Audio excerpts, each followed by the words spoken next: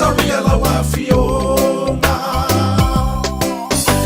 e ala na fasi oi olo leanga faia olo ona leanga malo fai tatala a fai fala velavi olo uainga te fa amisa misa se mea e whaia Darling, tale lava polonga Ino foto atasi Saria la wafionga Sunga sauloa Ua o salamo Ele toyo olava Mayo mata ele oto e faia no ai ava ole wa te ule tupe faia se ta fale ava Darling, tale lava polonga ino foto atasi Saria la wafiona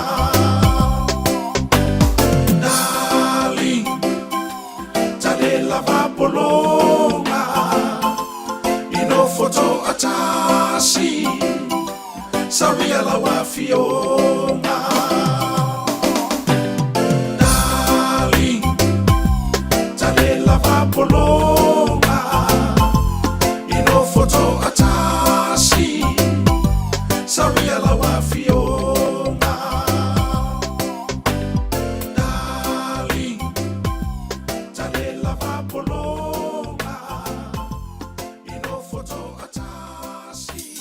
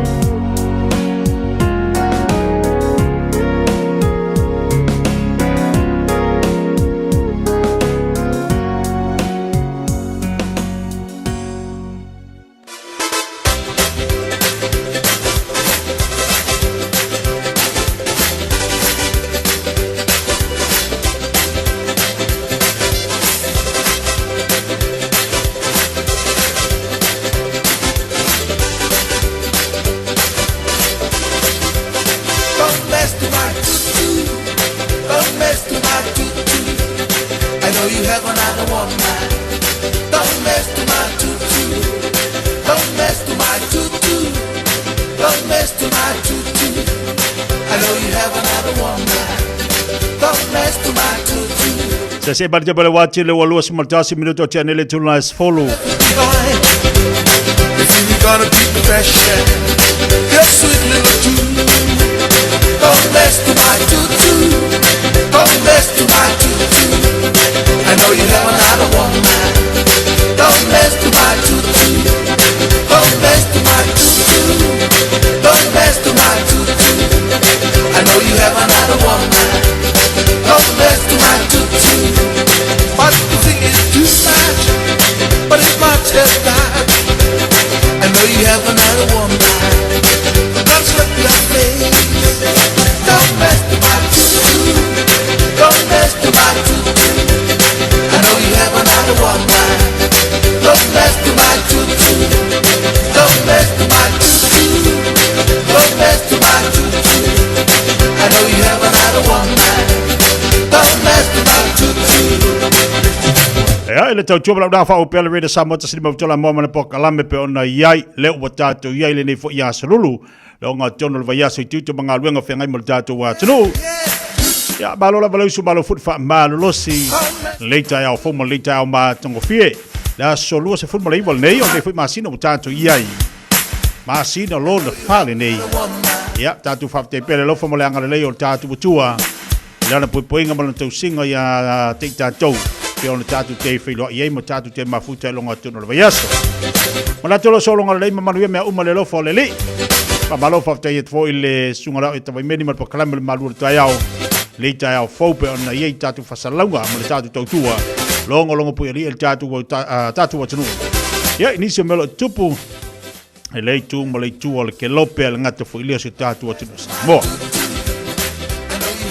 patalo fatwa ile le tayao fo mania so matango fie matango fia le sunu malela le taiao mara ile tau le nei taiao aso fo wa mai le tu fo popo ya so tu se fuma so tato wola e fa wa wai o tato tiute manga luenga pe ona bala winai tanto weleli patalo vatu i niso tato wa panga umala volo mafuta mai ta Fiafia ole la langi ia le lo fata sima ilungo tato kala mil tau nei fatalo vatu ale ngata fo ile fatalo vatu ia e na io tato ainga Samoa mafuta mai ilungo tato totua ile tasi ono tesi maltasi ono tesi maltasi lo mafuta mai ilungo tato pokabe malo lava mafuta mai maltatu lunga o lo manuia le tai au fo malo al folal malo fo on sa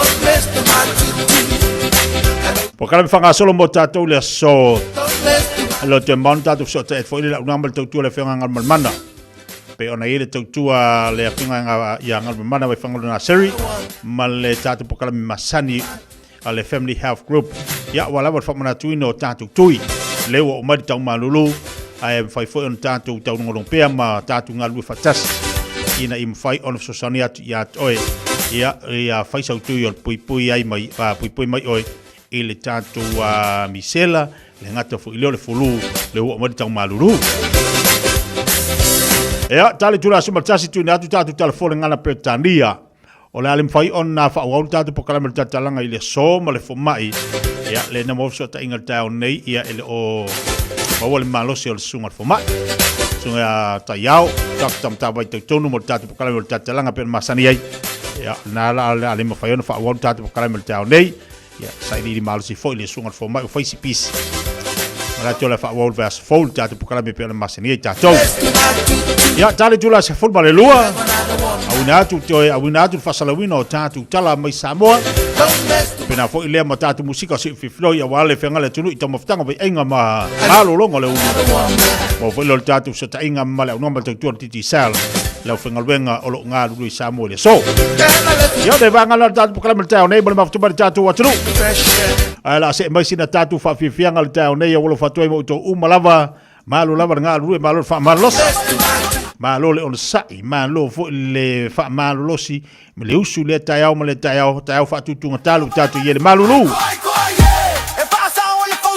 luas fo lima minuto che le tulas fo lu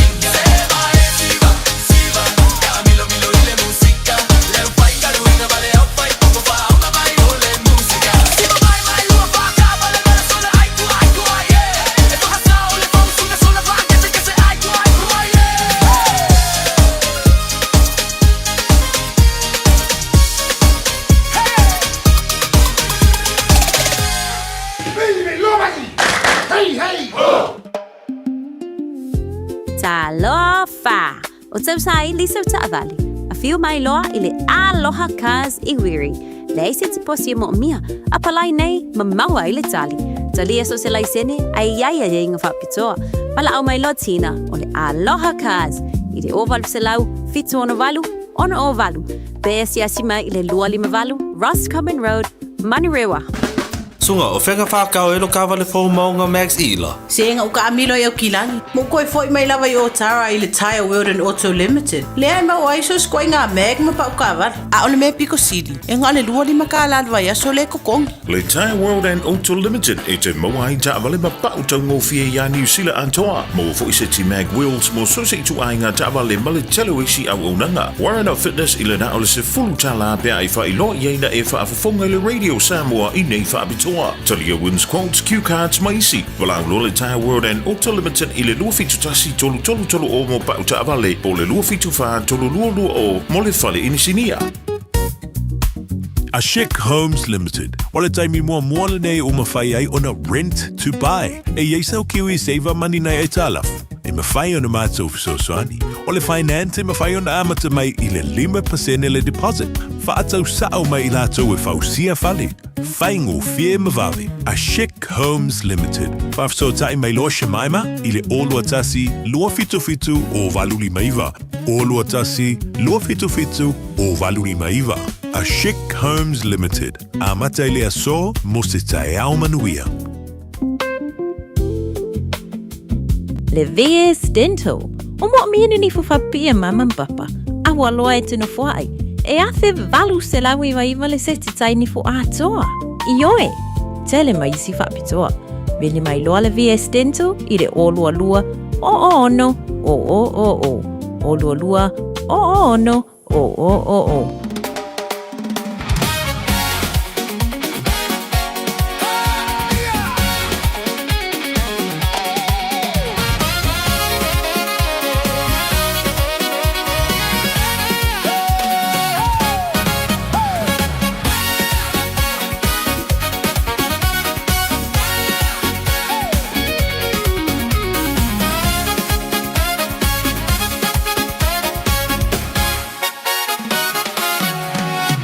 Metate musa mea taulia ya kotuluma.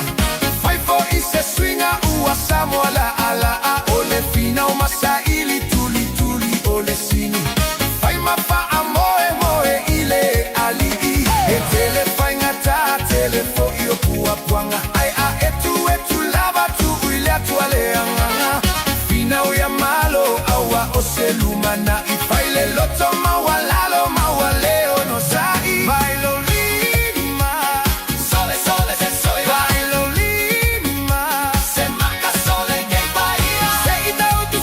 Fua, ule ai se koutu kua.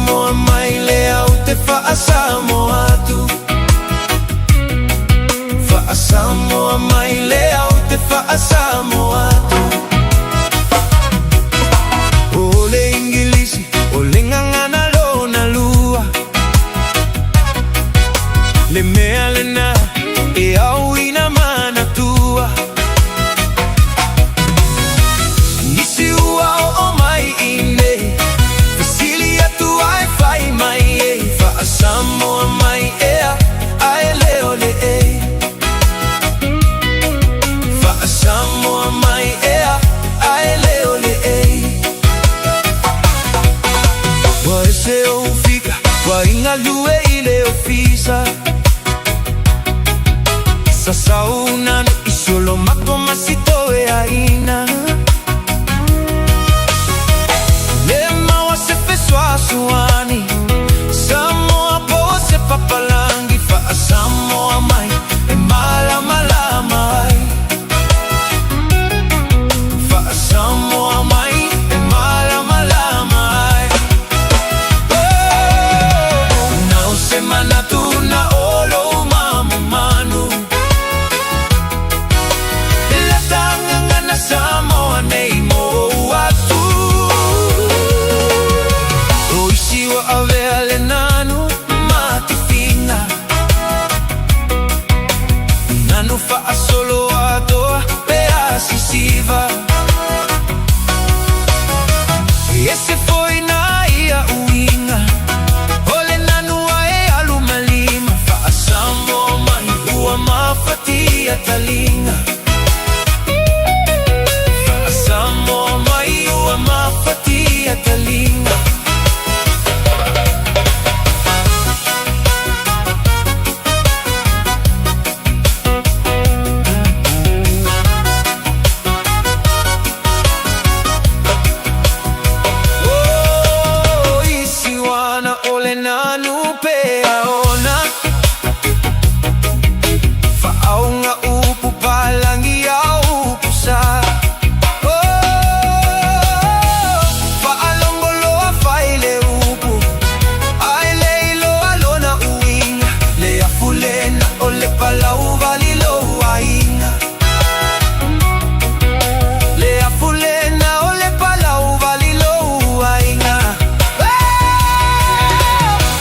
semana tuna olo mamu manu latanga na Samoa nei mo atu leleile nanu e fa au matatau sangai male papalangi la ulo ai ai ai lole fa Samoa Samoa mai inane ingalo atu fa Samoa mai le au te fa e tau ale tatu ngangana Samoa pena fa fonga mai ai tatu fa fianga musika tu fifilo de fo tembo le tai au no se bante wati le te luas fultasi minuta na ta le o le tu la se fo martasi tari tatu fa tatu ngam le fianga ngam mana Samoa mai ai mana tu alo fanga solo tatu tu ia lo fa i Browns Road tu ia fulu le ngata fu ilea ia o tu ia misela tau te le mo tanto o lewa peno vatu pe no tatu proclame ia o tari fo te tu ranga le fionga ngal mana ma le tu al family have group mo tato ma tu e fa tatu fo le mai pe ona iai o lo iai tatu fo le mai nai penua o lo iai tatu fo le mai i Glendon fo le mai nai Waimau fa pe fo i ma papa toi e faina la tatu ia to pe fa pena te no fo se pito no unai papa toi po penua Glen Innes o Mount Wellington ia o no fangana e fai ona yang ai toi ia o ta hu fo i mana ia nai la tatu Botany wai mea fla toi manrewa patakanini tatu inei manukau ia o nalo i tatu whalemai ero whanga solo i tatu tui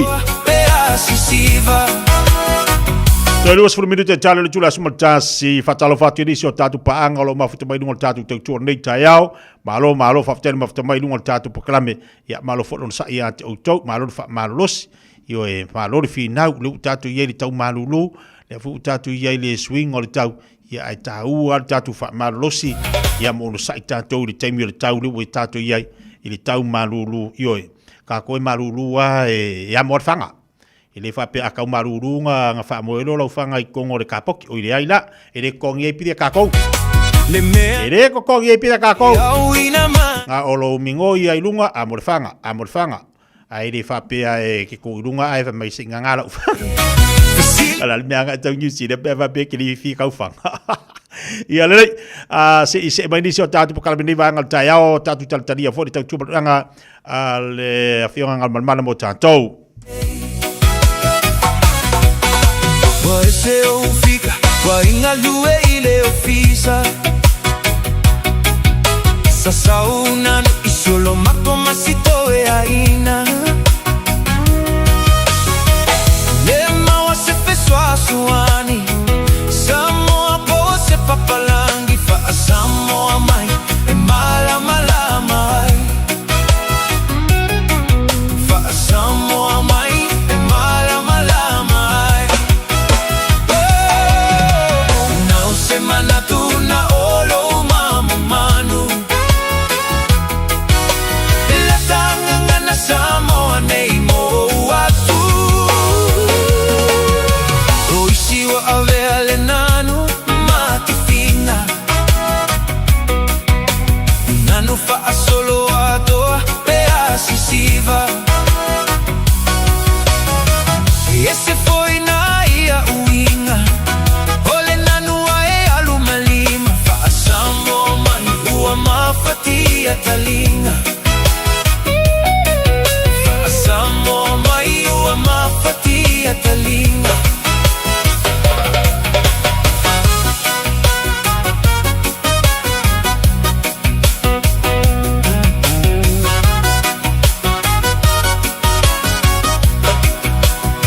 Oh, isi wana ole nanu pe aona. Faaunga upu palangi au pusa.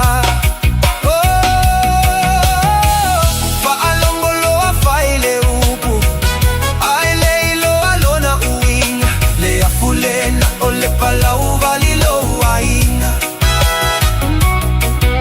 Le afulena ole palau valilo wainga.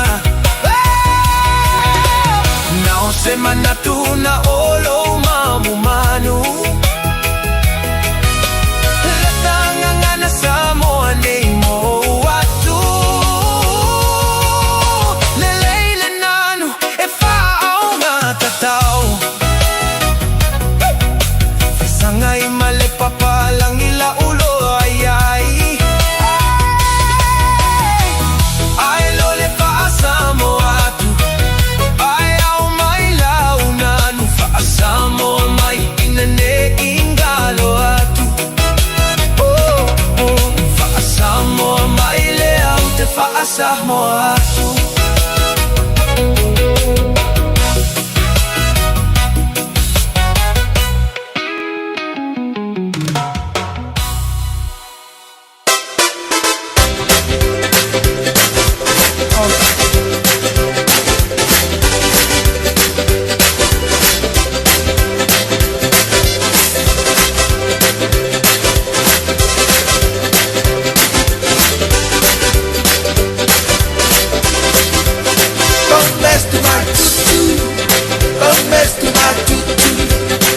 You have another woman. Don't mess to my tutu. Don't mess to my tutu. Don't mess to my tutu. I know you have another woman. Don't mess to my tutu. Well, I got a great shoe and I left it behind. If you gonna keep the fashion, your sweet little too. Don't mess to my tutu. Don't mess to my tutu. I know you have another woman. Don't mess to my tutu. Don't mess to my tutu. Don't mess to my tutu. I know you have another woman. Don't mess to my tutu. But the thing is too much. But it's much. Leo se bali bal tema le wati leo choice fulum bali limba minuto na ta leo leitu la sumatasi. O leo wa fatasi mai ia Mata ia tani ya mo tātou le nei tai au, tani ya langa ali, ia Yeremia mo tātou pakalame. Ia wa foi le whao wina tau tumana ulenga le family health mo tātou. Ia wa lava le longolongo pui li o tātou wa tenu utulanga o lo ia tātou tui, ai mai se lava ia le tau malulu pe o tātou iai. O le mwhai fatasi mai le wheo angalu mana o nolo ia inisi o whulutanga o loanga ia tuai. Ia ile nei fo i tai au, a o leo whai mo la fatasi mai ia tamata ia tani ya mo tātou. Nei tau whatara whatu tani a malo le, on sai malo fole, se fumoria li tau fau tātu au lia. Ia, tau whai whamalo tia, Ma no lava le soifua maua malangi e mani tai au fo. After ia pele alo fo le tua ia wa mai alo tau soifua e me se foi o samato ola. Ia le wa nga e tu lava i le afal tau sanga vi ia le li. Sa o le tania i o le tatu ia o ngā tonu le nei fo ia pa yaso. Ia ai mai se foi o fai i fo le nei masino bo tatu iai. Tatu fa to fa tu foi la ia le ia pelila. Ai tatu fa filo ia tu ia me ia mala sautina tatu si to tolu la sautina ia me ao. Ai kalo fai. Kalau tia ia kolo la sau ki nga ia kolo ki a me kau sa fo. Ia wa ka lo. Ele ma fai a tietia. Ane foi o sau noanga. Ia. Ele ma fai na tolo ia la so tina la ngau tina on tati ta wa tele tono tatu a inga a. Ele fa pia la e mana mi atu so sonia tina e fa pia mai tina. Ia on sai se o tau sang fo. Ia le te taula tele aura la sau noanga tau ni tolo. Tau ana fai pia ma sanga fai pia. O lo ingo le ba singa ma fai.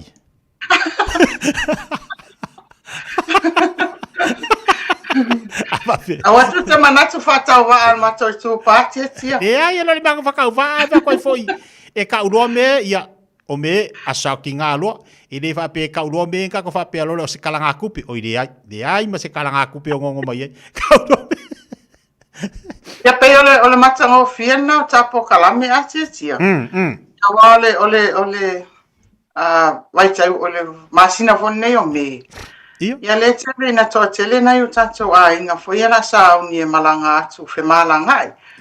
Ia pe ole ta ua foi la na ta opo kalame ni tai au. Ia ai malanga e se atu na yu tato a inga. E fa manato tu pe ai. Ole wa matalia ia le tato au nanga masani ole fa manato pe tato tui pui pui. Ia. Ole vai aso le na tia. Ia ole wa amata loa ia tato tu inga nei. Tu inga ole fulu. Ia ole tu inga ole koviti le o lo fai pe foi. Ia o tu inga ole misela. Ia e mese foi ia tu ole HPV. Pe ole aungana man fa moi on tan ole pokalame ni fi fa nga ina ila vanone. Ia. Ia watu ai foi la ni tau longo ma le fa manatu pe foi ona tele na sau noa ia ngal mal mana ia pokalame o tsona ia tu. Ia pe ole fa mafa lava na ina ia tatu na mo na ia tatu tangata. Ia ta wel fa yo tui pui. Ele ngata mo o ila mo lo pui. Ia ai mo na yo tatu ai nga foi o lo to felo ai ma mafuta. E ole ta wan now ole fa mafa lava ia le min ale matanga luenga soi fo malolo ina imene yo tui. Ole ta ua. Ina ia so ani vai la au nei le fausia ina o au tau fa na tu aritino. A fa pe la te i ua mai. Pe te ua e ngase pe iai fo i se la vea po se manua. Ia e whaingo fie ma tau le tinga inai. Ono lawa iai ia o lai malosi lo immune system e te me le siama. Ia. Ei la o le mea tāua e mo i mwhai ona whai si tonga whitinga i whafo le tino. Ia ai e tāua lava fo i to tonu o le tino. Ia lava tā pena fo i lo tino. Ina i mwhai ona te e atu. Ini manuanga. Ia po ni wha mai fo i te ono fia ai. Pe ona o faso so atu na te lau sau noanga le masina neo me. Ia leo sauni ia ai mese fore kalesia le a whapotonga kerisiano i Samoa. Ia hoa lata mai ia usunga fono. Whalanga mai a le kalesia i malua. Ia e whai foi la o le au usufono. Ia o le au tausi fono. Ia e tāua le sua nei lau fo mai whaare ainga. Ia e whai ai lau tui pui o le fulu ai te le malanga atu. Le la e a ngai i le fesuia ingo le tau. Ia e tāua lau no fo puia. Ai mai se foi o le misela. O leo lo o whai pea ma tinga ina i le ma maua se foi tinga ina i si o tato atunu i Samoa. Ia i le misela. O lau oe la le na fesosoani foi. Ia ina yo tātou ainga o lo i Samoa. Ia awatne e anu maawe ia siama o le misela. Ia pe o le whamanato tuna o Fiafia Mai nai lau sau noanga le masina nei o me. Sa ole lei. Mane tele ta ua yo fa manatu le pena me wale la amatan feo i tātou. O le ta ua fu le na o le tau ngolongo ma le tu wala lo mo tatu wa tunu feo inga ia feo ia. Ma le tu wale la feo tai lua vaiaso, tai toru vaiaso. O ni se anga ia tu fa lave ia o ni se anga ia tu tai masina. Ai ele le ia luanga. Ala ua umman fa ila tu pui puia. E pui pui mai ai o wa tele lo fo me tu pi Samoa pe malangi Samoa Australia. Ma so se atunu. Ele leia le whaiar tui ai te li malanga i se atu. Na peona sa unua tania. E mane o ile pui pui mai i tātou. Po ala ngase po ama i o tino. O la o te atu. Ala ua mwhai ona pui pui le leo tātou tino. Mai tui lewa umahai ona tātou whai e ala le tātou tau. E ala le tau rongalonga le tātou pukalami. O le si vanga tāua o lea o lo whangasoro tātou tui le niwa i aso atania. Ia, sa le la whatia. Ia a o whai e tāpo kalami nei taimi. O leo lo o iei tato e ele events le nao lo o whaia ale Asa Foundation. Ia e whaipaanga i ma St. John. Po si vaenga le o lo o iele o nanga le o ambulances. O nala e whailato event i nai Browns Road. Ia o lo iei whailaman tato au nanga o lo o whaia. Ia tato tui pui pui lava nei. A whapela o nai o lo o empapa au i nai talani o Browns Road i le malaine ti polo. Ia a nga ia ne whaonga le wano manuna wala tātu. Ia e whai e lau tui pui pui o tui na fulu o le koviti o le misela. Ia ma le tui o le HPV. O tui ne e anga waa e tātou. Ia o susu ane matalane a whaonga le wanoa na manuna wala talatane. O le sa amataina nei le tāra se fulu tai au. E wha o maina nei le lua le awa uli. A mawala se awanoa. Ia se nei ai. A wha pele ai. O nai mawhai o na whai i lau fōma i wha le ainga. Ia o le pharmacy po whale talavai. Ia a wha pe foi e lata ne lava se la tatoa o nanga nei. Ia susua nei ai matau sanga i whamon mo le fia whaia. Ia so tui pui pui. Ai foi la malvaenga foi ele o mauti noa po wa mai au na fai tui. Ia awale fa polea. Susupe ia o le ngaluenga na atamai tai tau si mai. E mwhai ona siaki pe o fai. Ia pe le whaia. Para ia, malo whaftai ia whawhongmari tātou watunu olo o whangasolo tātou tui le nā i nai Browns Road o ngalu whatasi ai ma le Asa Foundation. Ia mwhai ona whailau tui pui pui. Ia, so sani fo i mo tātou. Olo o iei tātou whare mai pera e tā ua, toi whamanatu mo i tā whare mai, fo i e tū lata mo le malo tātou atunu, tania whamunu mori? Ia, whawhataititia o tātou no whaanga o ngā lulue, tātou o whainga luenga, ia o i nei pēr miua, 136 Queens Road, ia po i nai Papatoetoe, 32 King Street, o i nai Roscommon Road, i tutonu o le shopping centre a Clendon, ia po ina i Weymouth, 5 Waimahia Avenue. O tatou la lale i Roscommon Road, ele mana o mia se whai o se appointments. Ele e mwhai lawa na e a whape o tuaina maua se appointment i lau fōma i masani. Ia o tatou la la na i Roscommon Road, ele iei se a fwoi. Appointments e mana o mia. Tia iei lawa na i sia tamai whamanatu ia manua maua le matua wanoa whamon mole. Ia. Whamanatu atu foi i tina o lo o mawele maitanga. Ia o le sinawa e ngai tataona sila iei ma tauni e whai o le o lau tui a. E le taua le whai o tui pui pui. Ina ia saunga le mua i fo i ma malolo ina pepe o lo tau ave. Ia mona i o tatu tina ma pepe fo. Ia tatu tu sina so se au nanga lava mo le vainga o si au tama. E tatou tusina o mana tu whātu. Sila to ai i taimita tau na whai e siaki a tamaiti. A bata mai lawa i leono vai aso se ia ulia le lima tau sanga sa uni lea honga. E siaki ai le tuputupua e olona tino. Ia pe ei foi ni mea e le nomo. E tau na vave sila i ele fō mai. Ia o nā whai iai ma le whātulanga ina o na tui pui pui. I le taimi te tau na whai ai. O le si whamole o le si tatou pamanatu tā ua lava o tatou tuinga o toto. Whamole o le iai tatou ngase fōi. Ai mese lava mo i tatou i olo mau i ngase tū mau. O le suka, o le tuto mawalunga, o le ngungu. O le alava se ngase o inua i o whala au. Tautua nā ma o i tā ua lava le tui o le toto le taimi whātulanga ina e si vāenga e manao mia i le tui ina o le toto. I le tolu māsina, ia o le si vāenga le ono māsina. Ia whātā ua le taimi nā le anga e pauna o le awala e mawhai ona sila to ai fō mai. Ia i se ngase o lo e tau aveina. Ia po le afo le mamao ai le i mau ai oi. Ina ia wawe na maua se tonga fitinga. E a ngā fo le nā e toi sila ai ma toi ilo po tala whea ngai le mana lo si o whala au nei e inu. Ia e te oa ma o nau solonga lele ngase ai o lo mana lo si pea ia whala au. Ia e ono tupu ai fo inisi whala lawe ma nisi foi me te tele atu e awhia ai e whatungao. Se vai ane whafonga angala atu nu. So angala atu ia tatou toto pe awala au atu ia le fo mai. E awa foi le whatali se i whalongo ina wai le marusi. Pe whatali le vili atu le fo mai. Ai sila fia lava o ia wa tolu masina ono masina wa tauna toi whaili toto. Ia ta whamanatu i lau fo mai.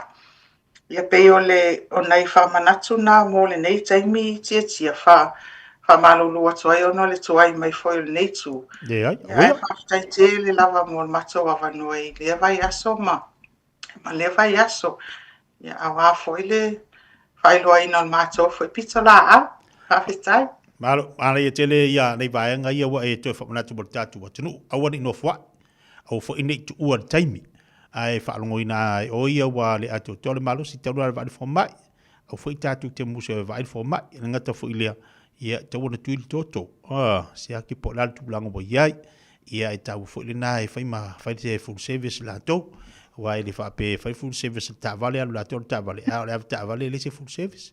E whai ma mingoi le av ta vale. Wa a fuara iai. Kai kausanga maka koe whai full service le av ka vale. O ia ka vale. A ku mai la av ka vale.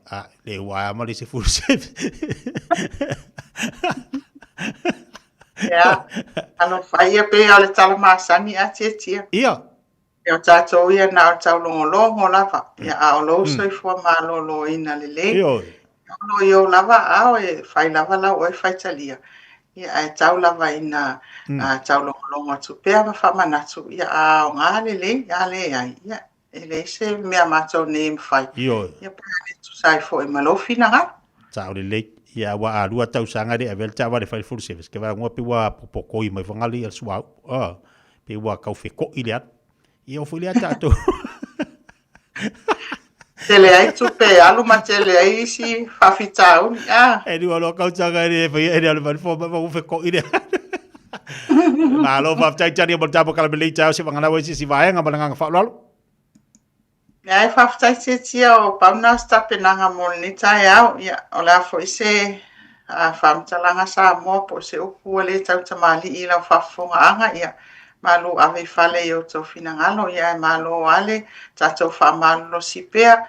Ia awa alo tatou nofo soifua malolo ina le. Ia e me se foio o mo tau singa ona ia tatou whanau. Ma ainga ia whaftai mo mato awanoa ia manuia tele lava. Le nei aso i whea matiu te o whea ngai ai. Ia me se foi o nei whanau ia o oha. Ia mal whanau tele lava whawhtai. Ia whawhtai tene mo li po kalame mātanga o whia mal tau longo. Mo li malo tātu atunu manu i whi ngā luenga tuto le nei vai aso. Ia so i fo mai manuia. Ia so i fo ia tia so i fo Samoa. Ia so i fo le lei. O le tātu po kalame nā pēna whawhonga bali tātu atunu o le nei fo i tae au. Tau longo la wale tātu po kalame male tautua. Mo le mamalo le tātou wa tino ia o ngali atu oi wa tautua nā wa ilau fo mai le fu o mau pea bandua e te anga ia toi e wa ilau fo mai ia le fu o mai tau marulu al fa manatu na pe ona ia le tautua ma le unanga ale tumaita i Antania ma le Pacifica Family Health Group Talo fa Samoa wa ule ne yo kas futialu a wale suia ngila wa le kio Ae vai mai ina se fulu lima iwa kolu. Amo, Radio Samoa, Vivela A.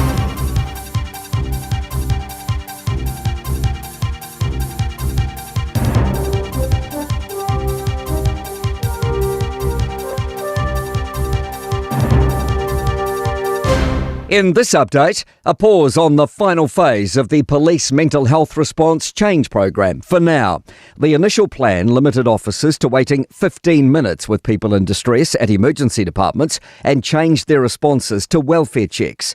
Police Minister Mark Mitchell says they want to take care implementing any changes. We would make sure that, number one, that the mental health workforce was stood up and that we wouldn't be rushing it. And that's the approach we're going to take, and that's the approach we'll continue to take. The Electricity Authority wants answers from power companies on price increases. Households face an average 8% jump in bills this year, the same as last year's percentage. Profits for the big four electricity companies swooped up 42% in the 6 months to December.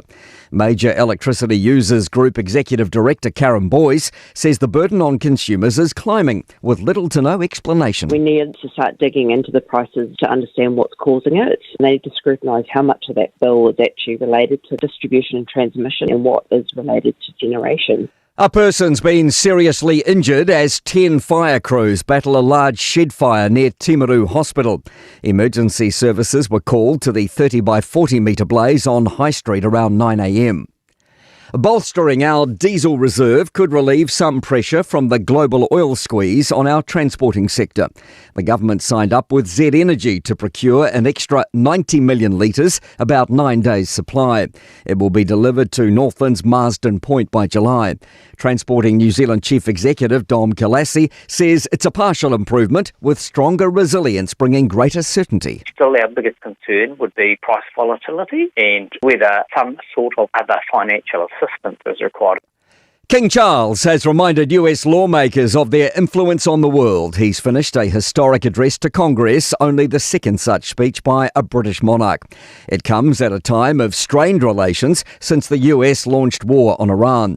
The King says America's words and actions carry weight and meaning. President Lincoln understood this so well with his reflection in the magisterial Gettysburg Address, that the world may little note what we say, but will never forget what we do. That's news. In sport, hosts Paris Saint-Germain have triumphed in a 9-goal thriller in the opening leg of their Champions League football semi-final against Bayern Munich. The Parisians led 3-2 at half-time and powered themselves to a 5-2 lead. But the Germans clawed back the 3-goal advantage with 2 quick-fire goals. PSG clinched the match 5-4 ahead of the return leg in Munich next week. World tennis number one Jannik Sinner has extended his winning streak to 20 matches after a straight sets triumph over Cameron Norrie on the clay at the Madrid Open. The Italian dispatched Norrie 6-2, 7-5. Sinner's streak features title wins at Indian Wells, Miami and Monte Carlo. That's sport. I'm Malcolm Jordan. O se tala Fiafia nei Samoa, wei nei se tautua ma se unanga whaamali noto mai le kampani o le City Craft watu si tasi dua lua, Lincoln Road Henderson, te maua iai le tele o tawa la poa band, e o foi tatu tawa le laiti. Tania foi la tau whaale tonu tongi e talafo, mo le tatu cashback. A man tatu lima se lausi aga ia tu le lima awhi tala. Fe so te mai ulungia, Peter Pernanto le numera o lua tasi o wale walu fitu lua fitu lua. Pe a manau mia se tawa le fau molo ainga i le tau malulu. citycars.nz. O le kawashoa o lau kamufani inisiua e tautua mo oe ma e pele ya te oe. O la mātau au aunanga ua iai a lii matamaitai ua uma o nā o tauina e ngā lulue whaatasi ma so o tau au ma oe ma lau ainga ma so o se whaala putoputonga. Mātau te fitosoani e whautua ina oe ma lau whiliwhilinga te tau I teimi o whaafi tauli. Au aunanga e whaatuatua ina mo oe ma lau ainga I so se teimi. Cover Shore, here for you every step of the way. Radio Samoa. Taslima Ivatomu. Ama.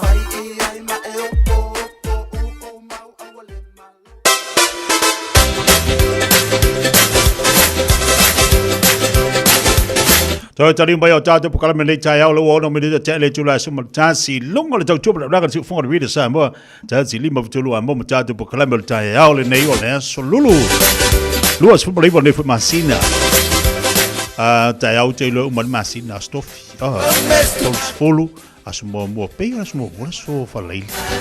Io asmo mo so falei. Ia ta ulo me ole ala me ko asautina. Ta ulo me ia ta penanga mana mole asautina. Se bo mo baila se fatalo fatu di so tatu paanga lungo tatu Facebook mo lungo tatu YouTube le tai nei fatalo fatu ni so tatu watu lungo tatu YouTube Rachel fatalo fatu Rachel mala inga lo mafto na e Glen Innes allo fatu manuia fo inga wenga le ni tai au fatalo fatu talo fa so se tu maseve malo brother allo fatu bo e manga wenga ya lo fatu fo fata fanga singa so san pe ona yai ma lo fa tele mafto mai fatalo fatu Ivona turi au pupu malor se fo lau de le fata se atu nei Hastings malor se fo Maria fo inga wenga le yeso pale pato mata fatalo fatu po klame malo lava le mafto mai malo fo on sai fatalo fatu so se apelamo pera tasi ave upale malolo oi masi malor se fo lau de le fatalo fatu ya tu asao talo fa malor se fo Maria le fata se mana pispena usitalia la ti lesta bauli mataia fatalo fatu le mafuta tu nei I Libia o fia Middle East si fu dia piko ngori I ka lo fa o ka se ba ma mo ku yeri Selina zio si fatalo fatu le nei tai ao talata pai fatalo fatu malor se fu Maria fa balo atu ia Vimora au kuso sidi o sitaria le fo ieva mai dungo tata po kalame la fale ava lau fo malu fatalo fatu ia le nei fo itaiao le vat simba nai palau del farfa oi kai le kai banga ia so fatasi talo fatalo falava le vat simba I Utah malor se fo Maria ia au vai vana tatou le mafta mai lungo tata po kalame nei taiao fa malo antu ia fainga me asiata talo fa fainga me o mai le nei taiao malo la lo sa inga ruenga ia wa le fatalo talo wal masina ni le lauma masina fo lo me asala sa mo ya salo la sautina ile ta ula sa lu ta ula sautina ila ni so kalesi fa manatula tu sautina ila so sa mo ona ye fu fuanga pe ona ye mai sale kalesi e fakasa ma tu le kalesi e fakasa e amata loa I le masina ni o me ona tapena fo ile le singa fonu pe ona ia tuai ia la usfono ia me se fo isunga I Fiafia ngainga malanga tu le Samoa ia la tu pisi fo ila tato fe malanga ia tatu watunu me se malanga ba lele ia ma tali malo fo le tatu watunu tumu fo ila ina leanga ia tu sale moa ma lua utua li yo la fa tumu lia fo ila wale la alu sunga fono tatu e kalesia e fakasa e ila e kalesia ngafa matatu asautina la Samoa mo la saunei ala sailu al tele la sautina la sailua ia mo tatu ainga matatu e kalesia le fa manatu la sailua ia e pula oe le me alo fo no tapena ina ai male tu fo I tapena male fiafia tapena male fa sole na wi lima tapena fiafia le sautina wa fa manatu ai le wala tu mo tatu le nei va yasu ia ile al pokala me fo ile le tatu tu samba una e fa ile ile asuiva ia na ile pokala me na tu samba ia tasina va no mo na tina ave fa ta fa wai siva fa duwe na tina ina tu samba ia ile asuiva la ava no le au mo na mo tatu patalo vatu ia tipa and ala isea Fiafia malo se fu Maria malo fo le se fu la le taiao ulu mo malo fatalo fatu le fatasiba ina I melepone le mafuta atu tono le matu farfenga luenga malo lava le swai nga luenga nei taiao masi tu I Itamua malo fa after le mafuta mai falonga atu nei port I Aukilani Silivale pasesa fatalo fatu California le mafuta mai ai tu asange e vai vatu le nei fo itaiao le fatu afai ia le malu le taiao lo fatu ia pola matua malo se fo la le yoni tu vai fatalo fatu tatu pokalame malo le sai ia luenga le nei fo iaso apelu fatalo fatu apelu ia fa tani mo mai dungo tatu pakalabe ia pa tolunga olo o manu ia le leita au le lofa maleanga le leo tatu mata isi langi fa fianga se mai mo tatu le leita au wa fo le fenga le tatu watru tiu te manga luenga o le nei aso sul jasi minuto te ne le tula sumar jas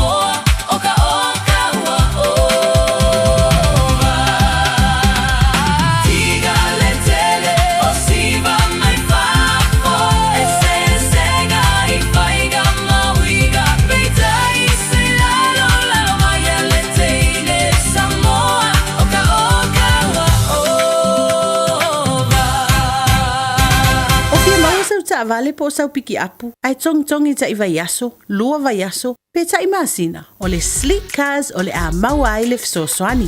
Ua ta pena le au whainga luenga a le sleek cars, mo oi malo a inga. Aua e te popole i se mea e tasi, te tala fitu aso, mai le sfulu i le tai au, angai le afo le ono le afiafi. Tele la lai au kilani i saute, vili mai loa, i le o lua tasi fa, fitu lua selau, po le o lua o, fa lima tasi lima tasi.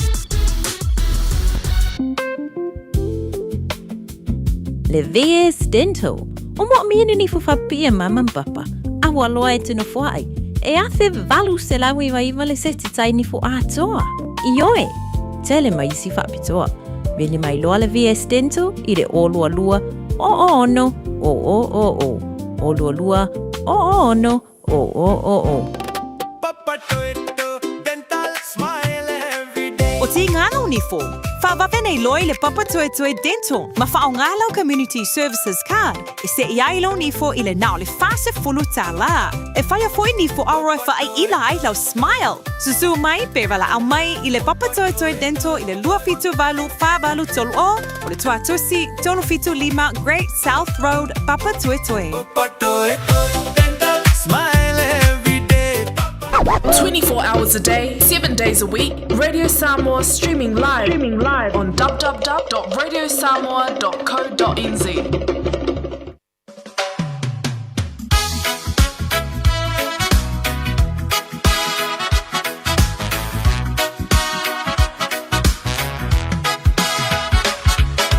Sota umau ile mauta olo utama olo utama Sota umau ile mauta oh yeah Fiafia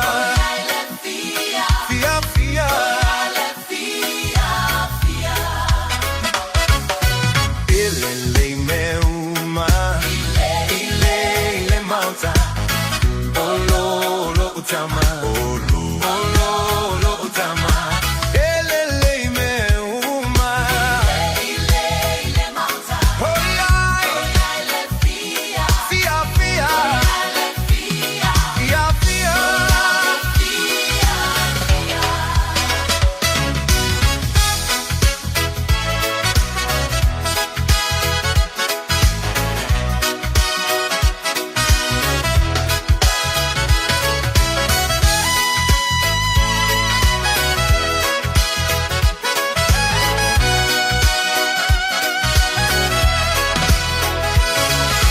Come and go with me to my father's house, to my father's house, to my father's house. Come and go with me to my father's house, where there is joy, where there is joy, where there is joy, joy, joy, joy. Everything's alright. In my father's house. In my father's house. In my father's house. Everything's alright. In my father's house. Where there is joy. Where there is joy. Where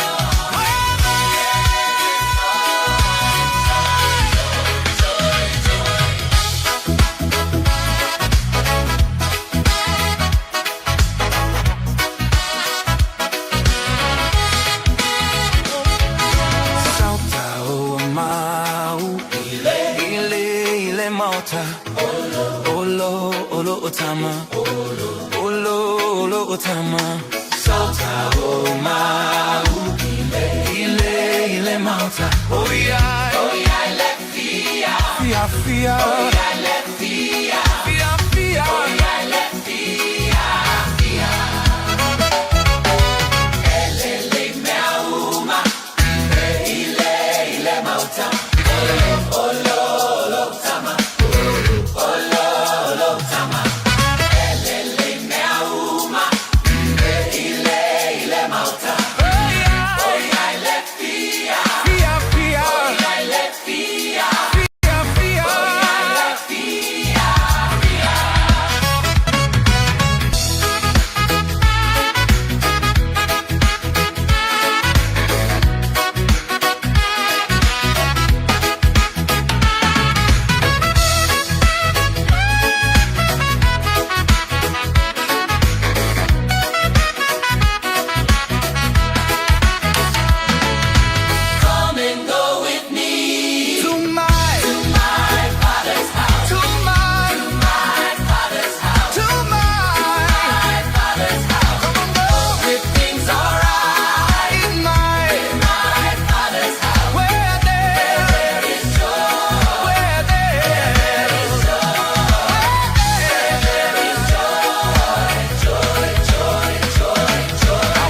through the valley, shadows on my back, heart full of questions, faith under attack. Bills stack high, friends act strange, storms in my life feel the wind and the rain. But I heard a voice say, child, don't you worry, peace in the middle of the rush and the hurry. Door wide open, love never runs out. Step through the word, that's what faith's about. Prodigal child, but he welcomed me home. Put a ring on my hand, said you're never alone. Table set heavy with mercy and grace. Tears wiped clean when I look at his face. Everything is alright in my Father's house. No more fear, no doubt. We gon' sing it loud. Everything is alright in my Father's house.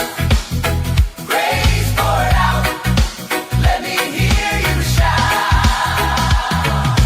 Everything's alright in my Father's house. In my Father's house. In my Father's house. Everything's alright in my Father's house. Where there is joy. Where there is joy. Where there is joy. Joy, joy, joy, joy.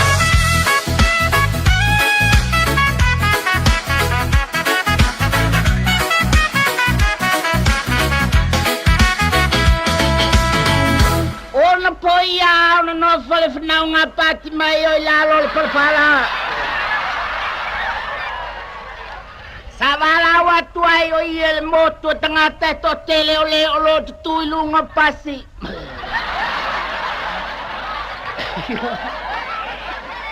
Mai o lo tutui lunga me mapapue. Mai foi o lo no foi me palpala. E tele ni upuna tautala ia ele perfetta pati maio.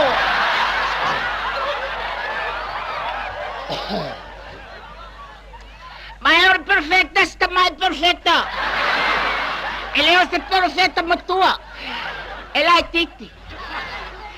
Ela é titi lava ia. A tato menata i upuna tautala ia ele perfetta oka. Que lei loca a kawa pea.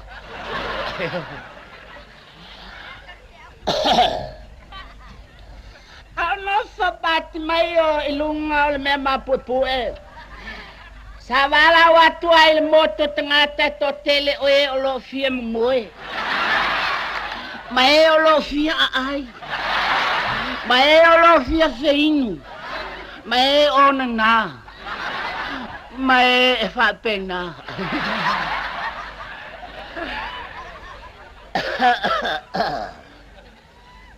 Ole eu pusa tautala ia ele perfecta e fa pea. Amu ia le more a vai o ia.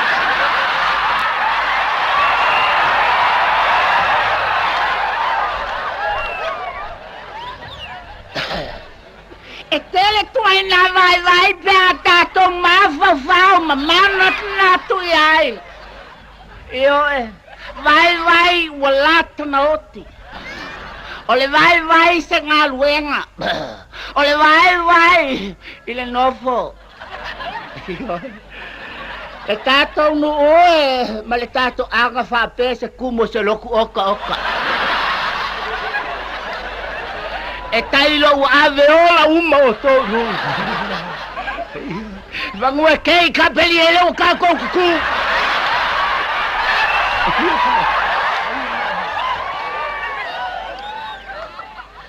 Le tato ai ngai ma le tato no ai mai se le tato malo. Fa fikai ngofo. Malo le fia moe. Fa fikai mole. Yo. Vai, o se merece el tele. Yo. Fe awala mai ai vai. Yo. Ole fesilia pati mai o. Ele vai nga. Vai le vai. O Isaako. O Rebecca. O Lazaro. Ya tato manatu le vai o Lazaro. Yo. Fenga ko ku angale ai kama fangwe Lazaro. Yo. A penge ua makako le koe vai ala sa ia se vai la le ke la sa.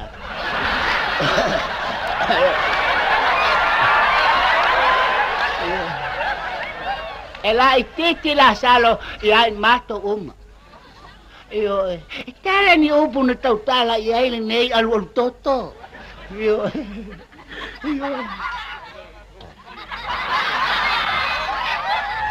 O lei se upu sa tautala ia ile perfecta mai.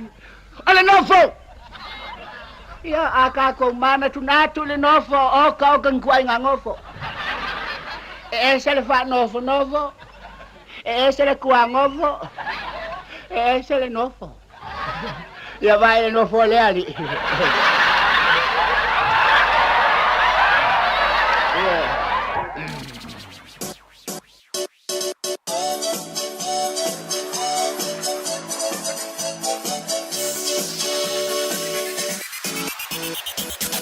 Ia e fatu tu atu so monatu.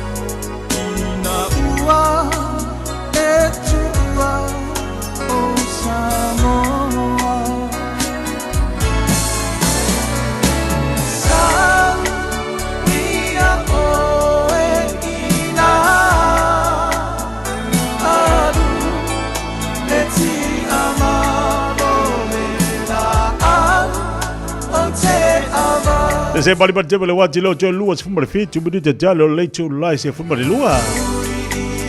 Tala jula se fumale lua te fa sala una foi lo tanto tala mi Samoa. Lo na wina tu le nei fo yanso. Ya fa maloa ia ni so tatu paanga. Fa so mainga text message tasi fo te mali e mafuta mai nai Tokyo. Fa longo mai ai telo tatu pokala me mai le taiao. Se ia pa ia fo ile afia. Pa talo fatu ia te olo so mlehenga e fainga luenga ngai Tokyo. Talo fa. Yo ai li ma fai ona ele family ma fai ona comments mai pe ai mata ma fa longo mai. Tangola su ela Facebook lunga nga text mai. Ya ai si mo ko banga le lingo si uso. Malo fa tele ma mai ngol tatu pokala me taiao. Alo fatu fo itu te manga luenga lo fenga ima oe. Ia pe fo ai ngolo mafuta mai. Ta fai fia kelo pelo mafuta mai ngol tatu pokala me. Ba lo le se fu moria ba lo fo le lang mama tai mafuta mai. Pa talo fati ni so tatu paanga. Leo lo ngol tatu pokala me fa talo fati ya fo i malo foanga. Leo lo mafuta mai nai le tatu company. I Samoa fa talo fatu ina le afinga luenga ale H super tired in the vitele. Malo lo banga lu malo fa totoa. Ya, mas foi malo tatu watu lo mafuta mai. E lungo le tatu pokalambe.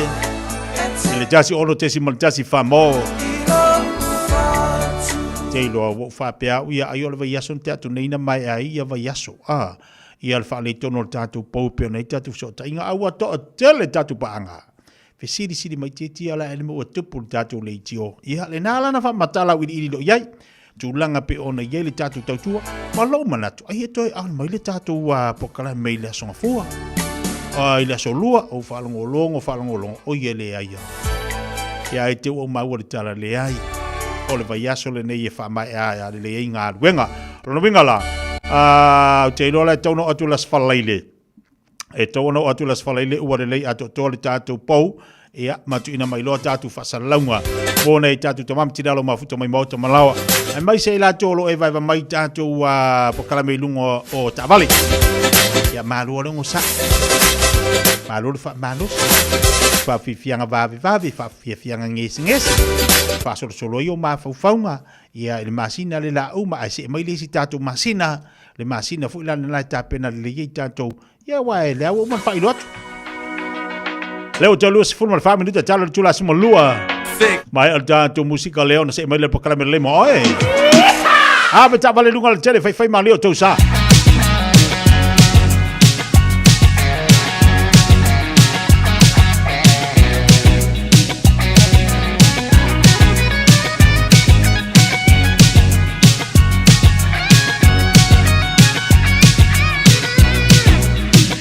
They get like you got a girl, me oh my.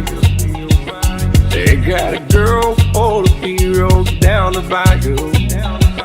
They see a bomb, the sweetest one, me oh my. Son of a gun, real haptic from on the bayou. They put dope, found dope, place is buzzing. The game folk come, see on by dozen. Dressed in style, they can walk wild, me oh my. Son of a gun, real epic from on the bayou. Jump away across this pine, feel the gumbo. For tonight I'm gonna see my cherry. Take guitar, feel for jar at the gate. Son of a gun, real epic from on the bayou.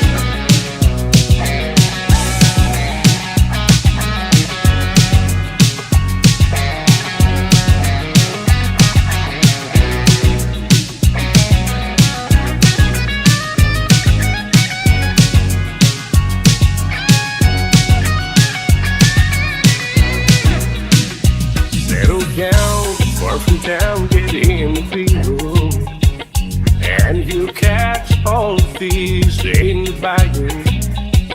Swap these months by bomb, watch me do.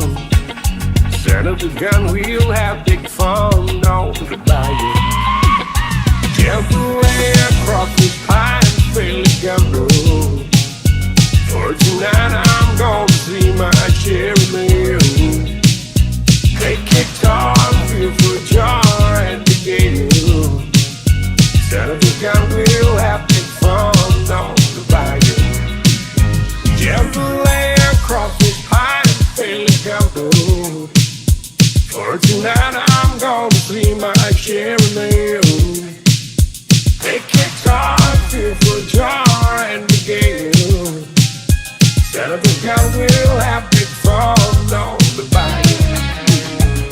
of the kind we'll have big fun on the bike. Instead of the kind we'll have big fun on the bike. Tala falava o le siufonga le neo Samoa, le Radio Samoa. Ua mawhai o na awina tula polo kalame le leimo o ia so taitasi o na o le langolango malosi le whale maliu a se alo le atunuu o ese tātupu Funeral Directors i Manukau City. O kalame leimo o e talo falana. Amata ne ne tau sanga e lua o lua tō. O whaale anga ina le atunuu o Aotearoa New Zealand i lo ngā mai matangi i ma le awha o Kapiri Ela. O le mau tonu ma te meme a tangata umala. Ona o le tele nau nau. O mea tō tino o tangata o whaanga ngaina o lau whanua o wala. O mali liu fo'i i a tangata. O sa ili. Ma fasili pēr ma sa ili se tali. Pē aisia ma sa ili se fōr pa whita uli. Whaatalo no sui o le malo. Ma tangata popoto i whaalawalawe whaanatura. O tusi lima fo'i. Solo tangata o tua ia is tangata ia ma whaalapo tonga ma company. Ai o le tani lea a yopo. Soma lua wha iwe fitu ma le bala. Ia e fasili manu mai wha. La tu te awa o mai ia te oi. Ma manu whelelei. La tu te wha ilo mai ia te oi. Tau tala i ele ele. E a o mai ia te oi. E wha amatala mai fo ia ia. O le sami ia te oi. Mai tau le pupo ngā o yopo na le ai, se poto le larolangi na mawhai o na maua le tali e mapu i ai ti ngā o yopo. Whaino mai e yopo, a o tātou whisili pēr, aisea i o le global warming. A whemai o le loa e manu vai wha, o manu where lei o i o le samu, le mafu anga o whaalawe whaanatu. Na whai e le tua le larolangi, ma mea uma o iai. Na sila atu fo i le atua, ua matua ato toa malelei, ma fia iai. Ai pangalea, ua whaalea ngaina e tangata le lalolangi. O le watangi maui, le lalolangi, le la uele ele, ona ua le tausia le lei, e ona tangata. Iai le lei, ona tātou teu mawhai le lei a tātou la pisi, ia mateu ma lofa i lau whanua na whai e le tua mo tātou. Wa manatua ele lei mo. O le ese tātupu Funeral Directors o se whale maliu Samoa o le tali foilea o taimi whengata o na o le malanga al maliu ma le oti. E mawhai foi o na lātou awina atu ma awina mai tino maliu o e pele mai so o se atu nuo lalolangi. Wala auno le ese tātupu Funeral Directors i le lua no lua tolu fitu o o. Lua no lua tolu fitu o o. Pea fiu ane ele se fulu ma le balu Norman Spencer Drive in Manukau City.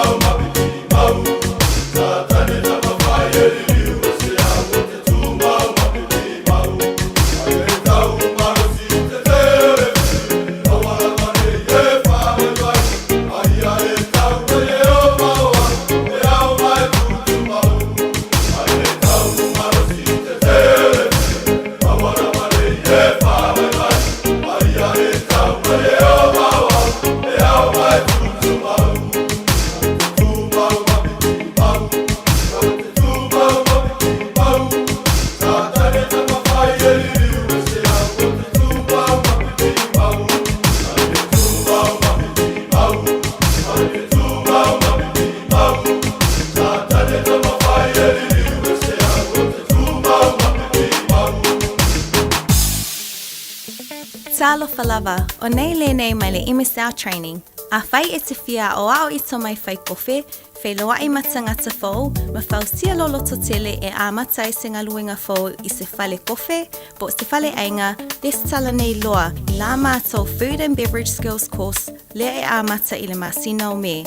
E se fulu lima vai aso le umi, ma a fai e te anga vaa, e le ai se tutongi.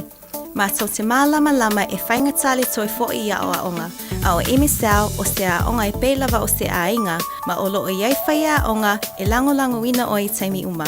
Wala au mai nei loa, I le o walu se lau, lua wha tolu walu. O lolu manai e a mata I nei.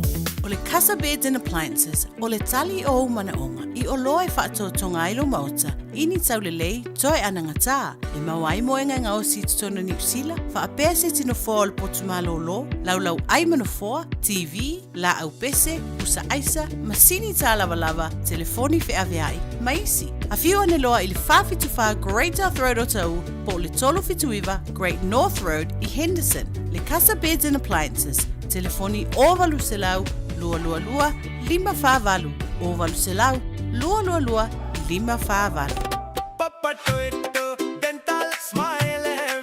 O ti ngānau ni fō, whawape nei loi le Papa Toe Toe Dental, ma whaongalau Community Services Card, e se iailo ni fō I le nao le whase fulu tā la. E whaia fōi ni fō auroi whaai ilai lau Smile. Susu mai, pe wala au mai I le Papa Toe Toe Dental I le 2 tolu o le tuatusi 3 Great South Road, Papa Toe Toe. Papa Toe Toe Dental, smile every day.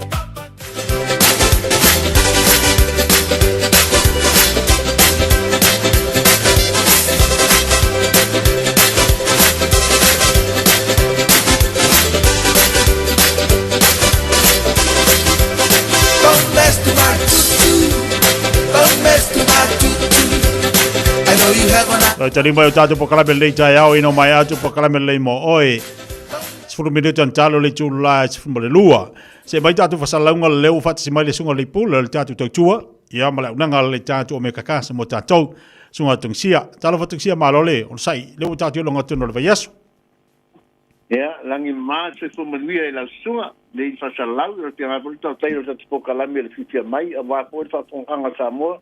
E mwhawhile mua foi le tātou malo tātou atuna o tāpenga ko foi ainga o le uli la tau ia whamalo se tu magia whamalo le usu ke tia le nitu la le aso. Aso lulu sumarei val nei fui masinga tunsia te tasi ale aso umare vai aso. Ta oso le so le ole Babylon to sangala to ia mele metonwale le fakalile ele fakalile vai le waki cheshi. Ia.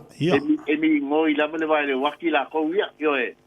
A fai yang foi la yang mud mai na ia ya so le ina ya e se la molbi inga lo tatu ta pa le langi la to ia yo tatu folanga mala matanga na ni masinga ale bab ya lo tatu mala solution mo le ia yo tulanga masani ala to ia yo ngalwenga na po ina lo tatu ta pa langi mo tatu ya le tate ai atetia sa o le tungsia o le fafta ia le li tātou te bingo ia la tu ia le vaiasi fi au manga ruenga ma wale ata ma wale fifia pu le whaasoa le tu o le tātou ola le mwhai ona whaasoa so tātou ngā ruenga I le aso ma le aso e whaftai fui le tu ai ma wale malosi mo tātou ia sa o lau sanoa o e wape e mo so tātou malosi se wharoloa ai tātou whaafitai I le aso ma le aso whaafawina o le tātou malosi ia sa le lava sa ngonga tia ia pa la manga yo ngur tanga tala to ia pa foi fonga tanga tala to ia ia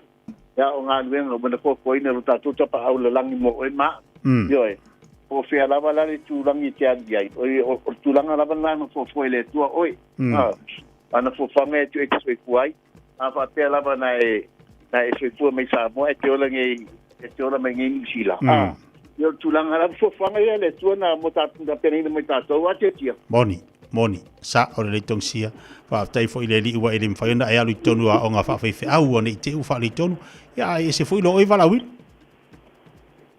yo e sta le la ba sa mo te tia ya ko le la ba fa vala abu la ke ngengo o le makoti so si tanga ta fa ta le fa po sta fa e la ta mo sa ba ta ti fa don me le fe pa mo le pa fainga e sta la mo fa ngale no ya fo ile aba no mo fo le tura le ya fa wa fa la bilo ino tato tato tia na ia le te lo na wa pisi tato au mai fo le masina a ona lo fa nga solo pe le tato tato ia ma le fa to fo ile mo malo tato tunu pe fa to sta vale ya sa le ya ba sa nga te el manaccio la se lo va la fue lo mercato ni tura le taiao ia no le fa va pisi pe wa più mai ni sul malo le tunu ia te nani fo ia nan fo manatu lava Samoa ia fo ele tatu wa finga me alo fa la satina lima salam salai fe me alo fa ia o me ka sia tu e fa pa tau ma la satina ia pe pa tau pe sila e o tinana to ia pe a mania tangi ko karate ma abe tabal ia e tatu mi fi ia e se mi fi ia se fol tatu todo to sangale ma to te pa ia lo sa lista lai non tabale por le registration e fai fuga manto il tutto sa muolo con canati e se vicino la usa e fai fuga manto tutto sa muolo con canati e fa pe fu fai no le fitness io e tutto sa fu ma tu fai fuai e se mata tia ma le mata mo fio le fa mama venga ya e sa boa va tutto sa muolo con canati e no mo li fai le lima to sa con il tabale ya Toto sang mo muala ya na le ye se bitu po le ra to si tung si ma me ke chance lo sa ya to tung lo sa yo ni si tu langa tele ta vale pelo ki pilinga pa su mai mata la mai au yo tele ta vale pelo ki pilinga ta to family event commercial event de o ita tu no fo le school lo no fo o le Toyota high ace ma le Nissan Caravan de school lo no fo o le school no fo o le school taxi no fo ma tato mini event pa solo me tato ki apu vo tato youth o le Ford Rangers Toyota Hilux o le Nissan Navara Mitsubishi Triton o te longa toyo ma le Mazda PT50 po yo piti Apollo moto no tato lo soa fai lo pilinga pa su mai ma kala mai au SUV la po SUV la iki yo hybrid cars wa nga fo le by tau tava e kisi nga tu na tava le yo o tau ka fo ping singi na toya ia fa pesu no fia ia toe ia se pe la se de ki se tu langa na toya na tua le un fai na fa tino tatu tua ma fai na tongi la usa nei a bela tava li Samoa ni si tu langa ki ma mai ia en fai lama na mai ma tara mai au a fio mai Samoa fe se ta tale le lusa la ke meni sky nei papa tu man ka lusa la ke meni sky e va au mai foi la landline ole o iva lua fitu di mabalu te sua o iva lua fitu di mabalu te sua e pa te foi fai vai ole o lua tasi pasi tuono lima fatasi o lua tasi pasi tuono lima fatasi e fa fai te lam te mo mato ba no come dire tu io fai lo filimo nei aso ya moso to pina hal ya wa la to no Samoa amor te nei pa to fa fa te la sunga te ta sel of city Mbot ngai tama fo ie o le ala la fa tau la tu ta vale a o le al fa tole wole ni tina tama wole tina e anga va ala ya ma tu tama ia wole ni te tolua yes e mo tama di mo la tara waka como ni to sesi oi ta fa pe le tina ai ma como te pa lo sa pe oi pa pe lo sunga le tina e pa nga lo su me su tina le so ya pa la ala stagi vai kakau ka fesili sa o sunga li pole ale tulanga yengi ke wa ka fa kam ka vale fa pe bari sunga li pole ele anga va o ele anga ile sitina o le so tina o bari saka ai tu ya wa ile ka wo so kinga wa o lo ka ko olua ya wa ka o kinga ngo ka la mai ba tu fut fa fonga le tulu le la mangingo le le va nga le awala te pole mo tatou ia fa pe fa lo totolua pe fa tau le ai le o fai mai le sunga tongsia maua fa tau lau tavale alu malo ingoa yo maua i lau lima se lau tala ia na pule ala i ola oe para le me fai ei pe maua sisi kama kinga pe mo sisi kama kinga pe mo sisi kinga fa popo ele de arka ko vesidi mamala mai ke waka ko makere ke ki o ai uma enga wal malau ta vale fa kan kali aku mala oe me alo fa mai o le fa toale o mega casa fa mai le pule o le ai ele se me fa penga ngu fa kwai ya le la we fa fonga mai oi o so le me le fa sa tau tua bala nanga na sunga tong se pe fa fonga yai bala wane ia tong se o lo tasi fa fitono le me fa tasi o lo tasi fa fitono le me fa tasi Ia po le latu tuatusi le na o le lua se lau Kevin T. Strive na I Madugau. Ia whafsanga I male mek tano. O inalo il tau tuma lau nangal sunga tungsia. Le wa toe tasil minuta tale o le tula sima lua. Pamalo atu nisa la tunu o ila tole nau tapenatu mo tutu wanga luenga o toi le yaso. La tau fole nau wa malolo atu mo ngā luenga sa amteri al tai hao. Malo ale le whalongolongo tinga. Iso la tunu na lavolo ngā lulu e whaisi piso le yaso. Ia whapea o no le na ieina upa angai wala umai. Le tātou talo le maisili, talo whai. Ia, nai mo tātou talo maisili, te mo ile whaonu. Whaonu Hopola Avenue nei manukau. O le ile tātou talo le maisili mo ila tō ia e whafsiri mai. O maua tātou talo le ina le tātou container. Ia e mwhaia ona e anga e tuai mo sau talo. Ia e malo lava le maftu mai, leo tātou no le tula sumalua. Eva mai pea I the radio kasi lima I wakolu amo Au ngā tele sunga mo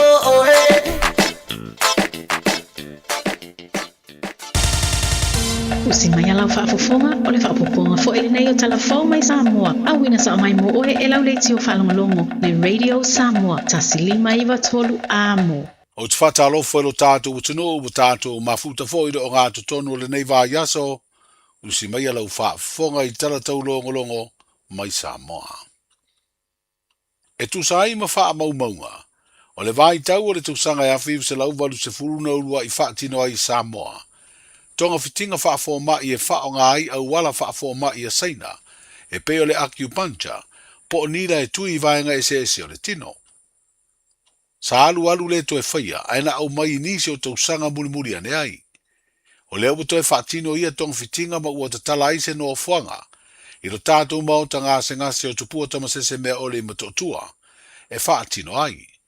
Ma o iai mani fōma I mai seina iai to mai ia o ina ia tong fitinga lātou te whaafoe. E le ngata o le whao ngā o nila ia lātou tonga fitinga. Ai o le a whao ngā I fo I le fofo e tā ua o le cupping, ma isi au nanga whaafoma I whaasaina o le a tonga fiti ai ngase o pōna iwi. Le sarua o le vai aso nei na te tala ia le minstalo so I fua malo loina, lea au nanga I totonu, o le mauta ngase I matotua, lea sa a wai ma le ampasa o le malo seina e wha mautu I Samoa.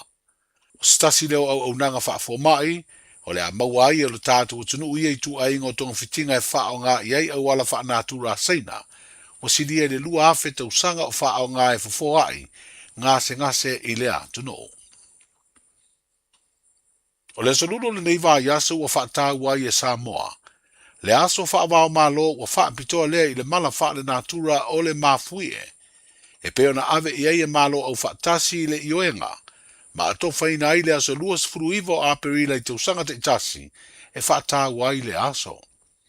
O se aso e sanga tapu e ai le si le fio tangata uma, I le tā ua le si le fio au wala le saunga le mu, whapea le nofo saun yuni I temi uma, ona o mafuie o se mala wha le natura, e whaingata o nei loa le temi e sa wai, ai onga fo I ona a fianga, pe a malosi. I Samoa e peo na whailo ai le upenga ta whailangi, a le ofisa le wha ai tau. O se aso e te tau o na whai ai whaalawi loa mō tangata e sila whi ai ngā yo inga umar saunga le mū, pe a o ina tula I mai se mafue. O le sifuru fitu tau sanga taluai na lulu ina ai le atu Samoa, manisi o atunu utua oi se mafue a malosi, na whanu ai le soi fua o tangata e totele, ai whaalea ngai nai mea tō tino ao ngā mataua e peo whale. O se aso tā ua fōi nei, tātou te manatua ai e uma ua māli liu, ona o mafue. O le iai o le ofisi o le malo farani I Samoa, le ele I lewa ona te tala ma wha mautu ai ro tātou o tunu le sui o le malo. O stasi leo awa no o sanga wha mautu a tidi aiso o tanga wha vau malo ma ro tātou malo. Ma wha awa wai ona whesoa swani de malo farani, inisi o polo keti o lo tu sa o iai ana whesoa swani tau tupe. O le awhia I lao Samoa e le sui o lea malo o i o le whaatonu o ngā ruenga wharani I le Pasifika. Na whero I eima le sui pāle mia, whapea nisi o ofisa sini o le tātou malo, e whaawawa I pēa lea whainga paanga. O le whalap tonga fōi o le siu manga o le Pasifika, le SPREP, o lo I Samoa lono ofisa tūtutonu, sa fea lea sui o le malo farani, le tamaita ia sa fia Ibrahim, malanga au malanga. O lea whalaptonga o ia maua le fsoaswani tau tupe lea malo, e tu sama le 2.3 miliona ta la mo ngā luenga, o ati na e ngafa tau limaina ma polo keti, e feso o tai isuinga o le tau whapea o tau tala whai. O lo maua fo ia le sprep nisi o fsoaswani tupe a farani, mo polo keti e whaasino le pui pui o ngā sami mā tuvasa, mai whai tau miliona fo i tupe o lo o maua ai. O le aso sfurvalu se temo le tausanga nei o le avala au ai mori maua leo leo. E langolango ai ala tu mori anga e lua o le tau wha leanga. Mo tua i ai le tama i tu stala o Marieta i la lio. E mafua i se li poti sa ia tu sia ma wha asara lau. I le nusi pepa o le Samoa Observer. O le mori anga e mafua i lea li poti. Sa tua ia i le wha o ngā lea ni alo tama o le pāle mia. O se ta vale le mtanga aluenga o leo leo. Whapea ma le sui atu i le poua leo leo i tuana i mato se leo leo sinia e ngalue ai. A o lea malu le malona i a vai le vaenga o ta vale afi i le ofisa au tua leo leo i a pia. O lea solua le nei vai aso na tula i ele tu stala le whaamsinonga whai tu malo, ma tu ina atu ai e le lo i o lo tula i mo Marieta le tali te te i morianga e lua. O le tamaita i lo ia i a leone ma i lo sua o lo fina wina le te te le tu stala. Tala i o le nei aso, Sa lofa lava, o le siu fofonga le nei o Samoa, le Radio Samoa. A Chic Homes Limited. Wale taimi mua le nei o mawhai ai ona rent to buy. E yeisau kiwi saver money nei e talafu. E mawhai ona mātou fisosoani. O le finance e mawhai ona amata mai i le 5% le deposit. Whaatau sao mai i lātou e whausia whale. Whaingo fie mawave. A Chic Homes Limited. Whafso tai mai loa Shemaima i le olua tasi lua fitu o valuli maiva. Olua tasi lua fitu o valuli maiva. A Chic Homes Limited. A mata le aso mo se tae au manuia. Talofa! O tau sa i liso ta avali. A fiu mai loa i le aloha cars i wiri. Le eise te posi mo mia. A palai nei ma maua i le tali. Tali aso se lai sene ai iaia e inga whapitoa. Pala au mai lo tina o le aloha cars. I le ovalu se lau, fitu ono valu, ono o valu. Pēsi asima i le lua lima valu, Ross Common Road, Manurewa. O mana o mie o e pose isi lo a inga se fisosoani tau whi malanga inga mo New Zealand. Ima ta au pue peo le vaita mai no whanau po anga luenga. A whaia lau tali o le ioi, wala au loa Ken Fernieho o le Fern Immigration Services. E iaila na lai sene, ma o silia ma le se funu lima tau sanga hola na tau tua. E toa tele tangata o fisosoani iai Ken, ima ta au pu tau whi malanga inga. E awhia ima ta upu na o atu le tribunal, ma apili le minister. Tanga iana e le Facebook, ma le upenga te whailangi i moli mau. Mo nisi whamtalanga, wala au mai le Fern Immigration Services. O lua tasi, tasi lima tasi, o lima.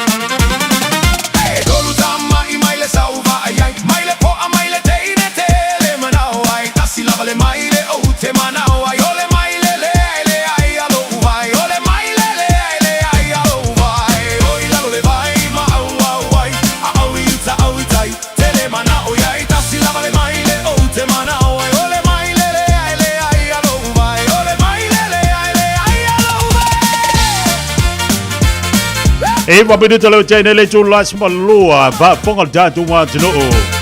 Ya ile toi fasa lawino tatu tala na mai Samoa pena fa fonga ia ile ni oli. Tau tua pala nanga le whianga ngal mana tip au tanga baia. Tale tu lai fitu le whiawhena nela mwhaitu au inati anta oe. Lona au ina mulmuli. Maualo le si whapoponga le soa tael tale tu lai valu. Iso le tunu wanga i atu i tamba whtanga i tonu o mau tamalawa. Mila tau wanga i atu i tamba whtanga i tonu o whale ainga. Iso lo mafuta mo i tonu o whale mai mo whale pui pui. Pea fwoi la tau le naulo whawhongwhonga mai tonu o la tu ta vale. Alo iau tari ngā sua. Tau mawhtanga mana i as tau mawhtanga lele. Ia e mai sa fwoi la tau o loo pisi lava le so. Ea ile ngā se senga fwoi la leo le kuka wale tau mawhtanga o le uli. Pale ainga ese ese lo mafuta bai le tātou wa tunu. Pamaloa ti ante utau. Ai mai se lava tolo tātou wa tunu o Samoa. Le vava ia tolo to telefoi la tolo mafuta bai tolo tātou pokalame. America Samoa le fwoi te vava ia to telo la tolo mafuta mai le ne oli. Atalo fati ya euta Robena. Parangolongo mai inainu oli America Samoa. Poi euta auto foi na manu malo ile tunga faukasi yo. Ta ilo na tau mau la ufa longo e yai va America Samoa le top 5. E yai va au le top 5. Ele mafai on malanga tu Samoa le tatu sisingafu. On olo yai va en ola tu fautasi e tauna fa le leia. Ia a fa per tu langa le na. Ai ai la va ola e la lui for top 5. Ele i mau tu langa top 5. O va e va ala fi mana o Samoa. E mana o Singapore. O le kai manga yeso. Ka i manga. A va penela ele ai va ele ma fa no. La moa va no isi va. I top 5 la de America Samoa. Fa penela la moa va no isi va fu la no winga tau na mai le tulanga lima tau na yele tulanga ono tulanga fitu tulanga van tulanga iba se va au va ana tulanga ono e tulanga iba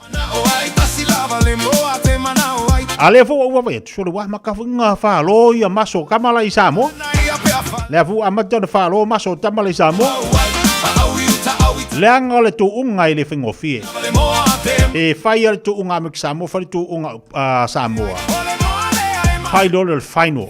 Ei eu te wa alongo atu. E tai tolu va. Tolu va Samoa, tolu va America Samoa e Fiafia Mai. Ile to unga. Tolu va. Lo ngala tu unga muli muli. Va ai ono. Ola ilo nale aulo le. Ya, ai kako karia, tatu talia. Talia lupe maunu polali tu langa ola ieli tatu tu unga fautas.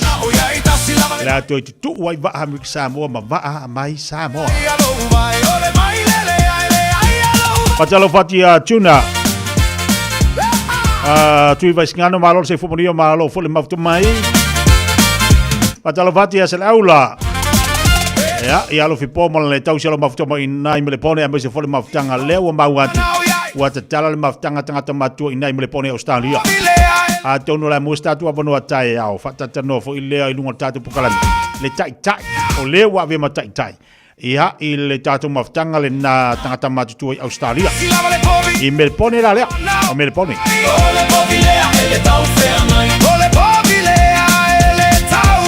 a wole ngalo tatu tu ile lo fanga sole Browns Road maftu bale tatu wa tunu ai mana fi failo tu mana ya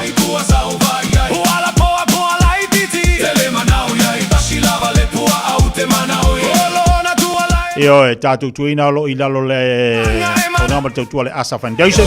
Ia lo pena fo ona ye mal tatu Pacifica Family Health Group.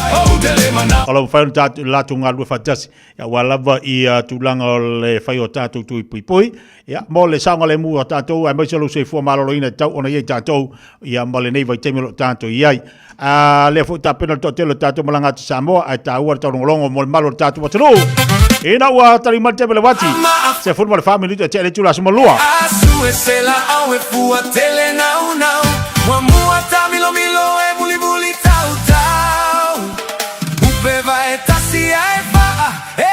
lau lau. Timu maa maa fai malanga lo le pe asu e se la au e fua tele nau nau. Mua mua tamilo milo e muli muli tau tau. Upe vai tasi ai faa e tole lau lau. Sole alipea e se malo le alofa e che vai mai lava e casi alla cafasao. Ai che fama kakasi mai fama kai pepe soso a cui io kumanga oe ie malo. E te upe vai e tasi pe e te tau fa lili. Ua e laki ua le ai sau pulu tasi. Se mano e fanga oe fa amisi o kalinga. Fai tasi fai lua ua lava. Fai tolu fai fa ua le aga. Timu maa maa fai malanga lo le pe asu e se la au e fua tele nau nau. Mua mua tamilo milo e muli muli tau tau. Upe vai tasi ai faa e tole lau lau.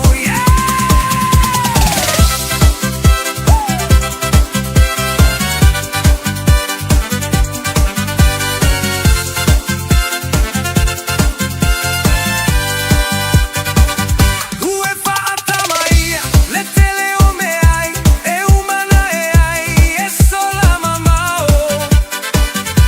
Wa uma fua lau aina fai ai lau breakfast lunch and dinner. Ai o ti ai mato alula awa ke kwesa e maua ai lo iunga. Ai lele mai ngei pea oe ke moi. Aole si fiolo kuluku ole pue oe ai kungu. Managai alo lo lo lo. Ai gai le faali fulu. Timu maa maa fai malanga lo le pe asu e se la au e fua tele nau nau. Mua mua tamilo milo e muli muli tau tau.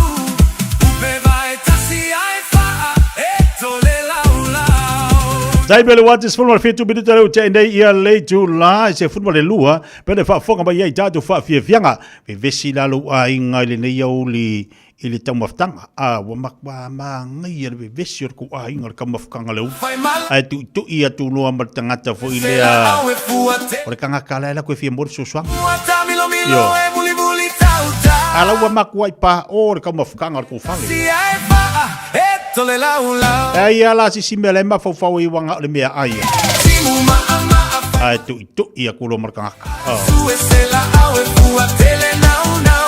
Mua mua Ola fe sidi la. Sidi la fati at oile wa vivesi ani me ayer kuai. tasi ai Ya be se foi o martina, tina tama. Atu tu ya tu la tanga ta fa pelo fa wa makwa vivesi o ko a ai. Au ko a ai. E ai ka kala ir fai ko apere.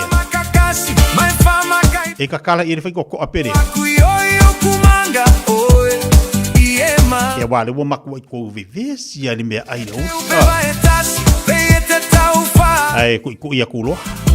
Ua e laki. Alu wa kula tanga tele la ko farongo pa o mai pakia paka.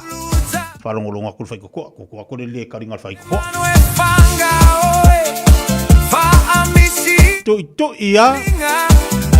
Vai tasi. Yo, ole do or kinga mar kama polan mela fai. Ofisili e te tala ia fai to. Vai tolu fai fa. E te tala ia fai to tanga tele.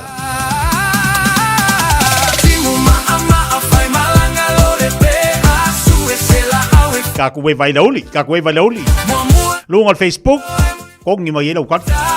Lunga al YouTube, le le mai ai.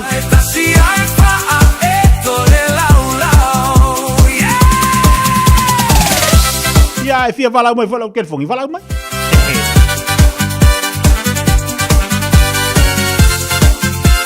Tu ia le fai ko a. Ya ar ka midang ale o makalo makuang ar koing. Aolanga whanga wale fia kuse sino. Kongi mai lau commenti nunga kapu kalame. Facebook nunga YouTube. O manga kuwanga le alu si ko inga le. Ko inga. Or ko inga nga fi kawia le la ko inga ai fai di mea ia le ahinga. Ia mankuala. E la ko inga. Ngal fa di fu ulu le ahinga male la ko ering. Kasi ale ering. O le ering fa ko ko inga male mkua. Ai nga ngalua ko inga. Ala e fai le mea ia le. Wale si ering. Are kasi de puering de fafsanga ko inga malu makua lunga la la fali fu.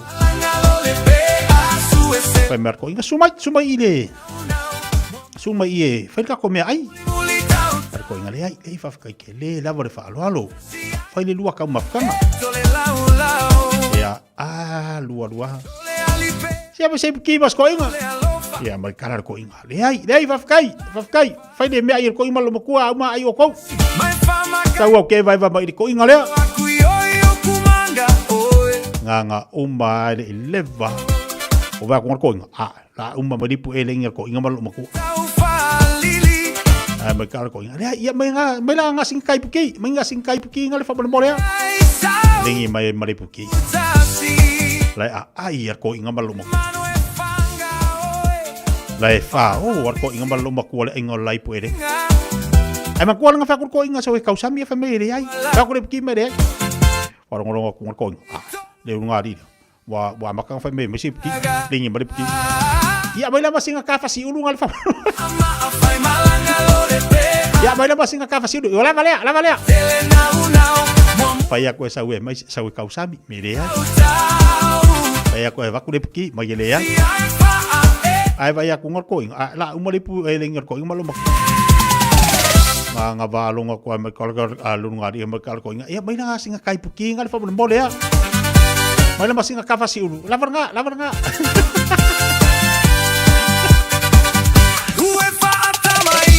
nga valonga ko alunga ri o la fa me se fa si ulu fa per kalunga ri oi le ai da avar ko pengol ai ngori pu ele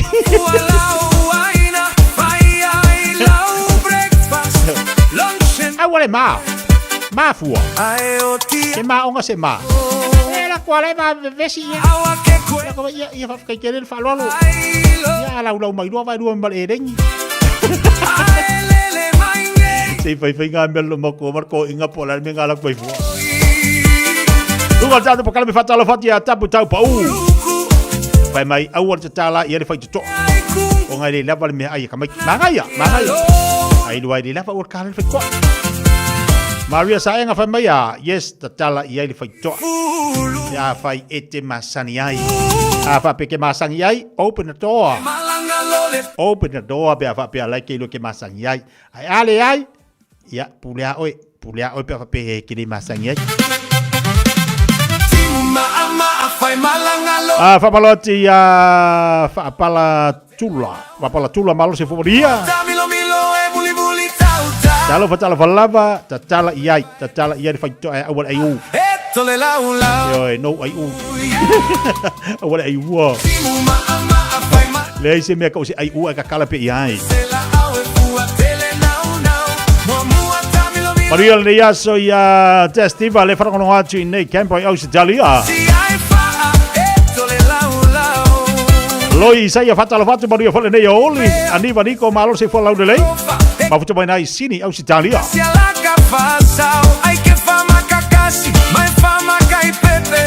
Luas football tolu me de tolo te nei le tula ese football lua. Se mai sina fa Fiafia Mai tau mai el tatu musika le. Ya ona va tu foi lo por caramba tau mo oi. E ai tatu fa tatalanga ma Samoa le so.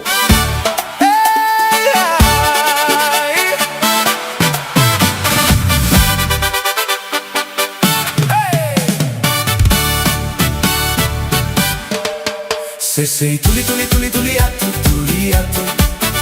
le fa finelea sei tuli atu peielekea sei tuli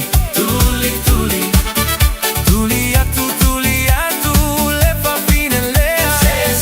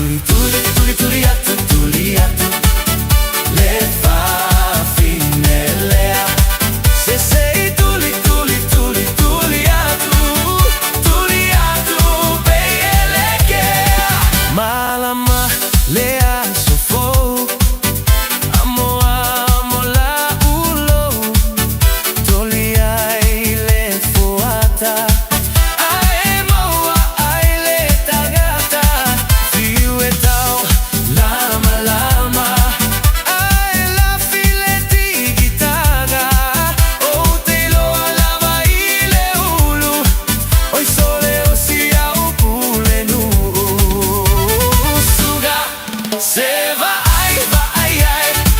Le mea lea, ua tupu mai. Le vale po fea sa e ai. Ia iloa, pensa e moe ai. Se, i. Tuli, tuli, tuli, tuli atu, tuli atu. Le fa fine lea. Se, i. Tuli, tuli, tuli, tuli atu, tuli atu. Tuli atu, pei ele kea. Dele o va veao. Fa apea i tauao. Te ba atu i fafo. Le tagata o sulu au au. Tami leo ala alo. Ae lei tai tai nao. Ilo a muli muli ane. Au oi ole no fotane. Suga se va ai. Le mea lea ua tupu mai. Le vale po fea sa e ai. Fia iloa fea sa e moe ai. Se i tuli tuli tuli tuli atu tuli atu. Le fa fine lea. Se i tuli tuli tuli tuli atu tuli atu. Tuli atu pei ele kea. O la lau uta avale. La amai le no potage. Ulu po o fa mole mole. Pei ai sao pulu lole. Fa aseki aio tagutu. Manogi pei se povi pulu. Nei me ane. Sogiti ale pule nu. Suga se vai vai ai. Le mea lea ua tupu mai. Le vale po fea sa e ai. Fia iloa fe se moe ai. Se i tuli tuli tuli tuli atu tuli atu. Le fa fine lea. Se i tuli tuli tuli tuli atu tuli atu. Tuli atu pei ele kea. Suga va ai oi tanei la amoi. Aluia ilo aiga. Tau silau toe aina. Ua lava le apologa. Toe sue se sia uo. Lene ua mautinoa. Tosina isi tamaloloa. Suga se vai vai ai. Le mea lea ua tupu mai. Le vale po fea sa e ai. Fia iloa fe se moe.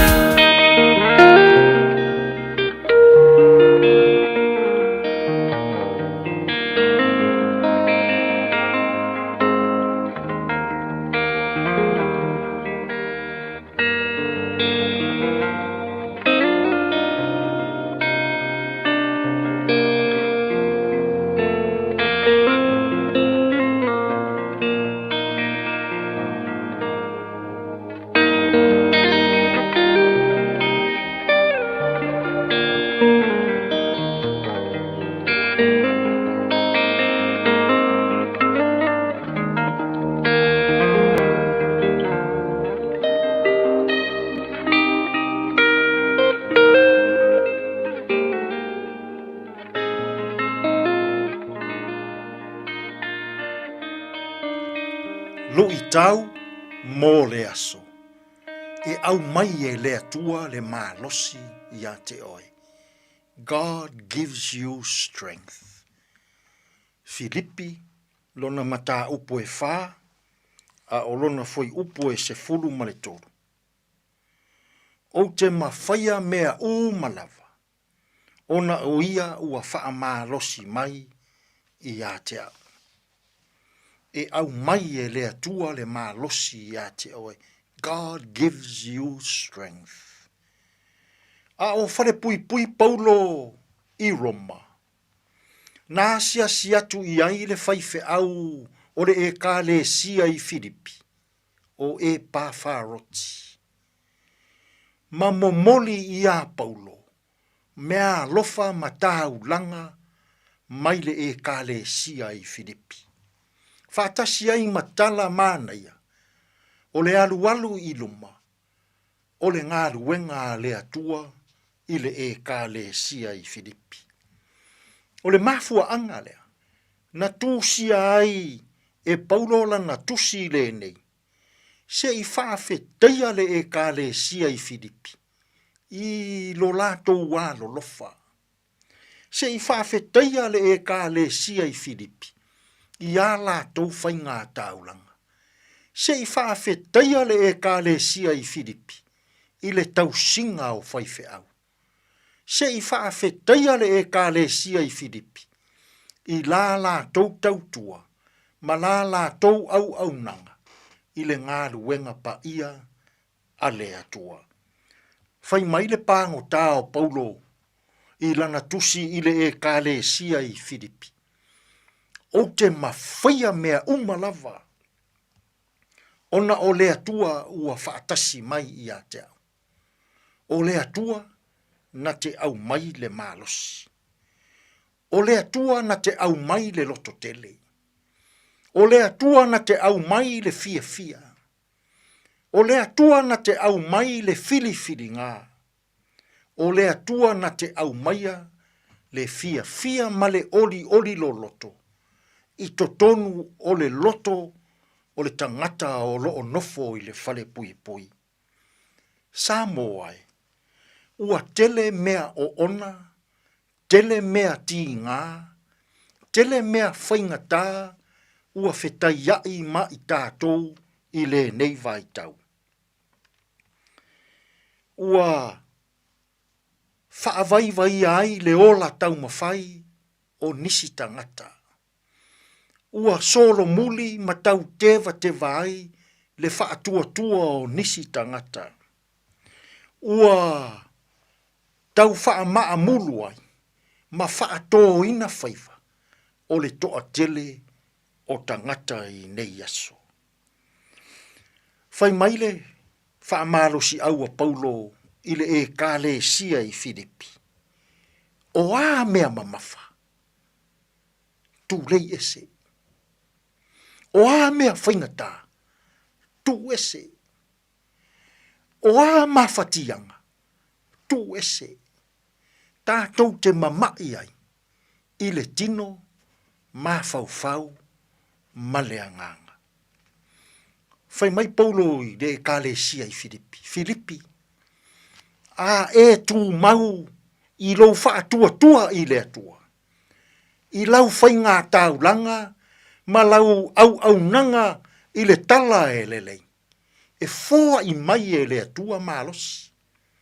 E fōa i mai e le atua le loto lelei. E fōa i mai e le atua le fili ngā.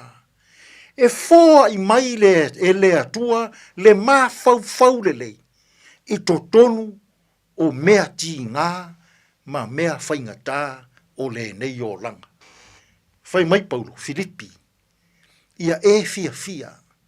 Ia e oli i le atua. E ke maua le oli. I le malosi. E fōa i mai e le atua i a te oi. I le nei fo i aso. Ae ape a se. O le atua na te fōa i mai le malosi. I totonu o mea whaingata. Ma mea tinga e whetai iai ma i tātou i aso uma o le nei ola. Tātou te tāru. Whawhetai le atua. E te au mai le malosi ia i mātou. I totonu o mea ti ngā. A o mai i mātou. Nā o la ua fio. E te au mai le malosi. Mātou te oli ma fiafia ai. Fesoasoa ni mai alo nganga ia mātou fe au mga ruenga o le nei aso. E tonu malele iai mea uma. Lou lava suafa Yesu, lo mātou alii, ma lo mātou whaola. Ua mātou tatalo atua i nei. Amene.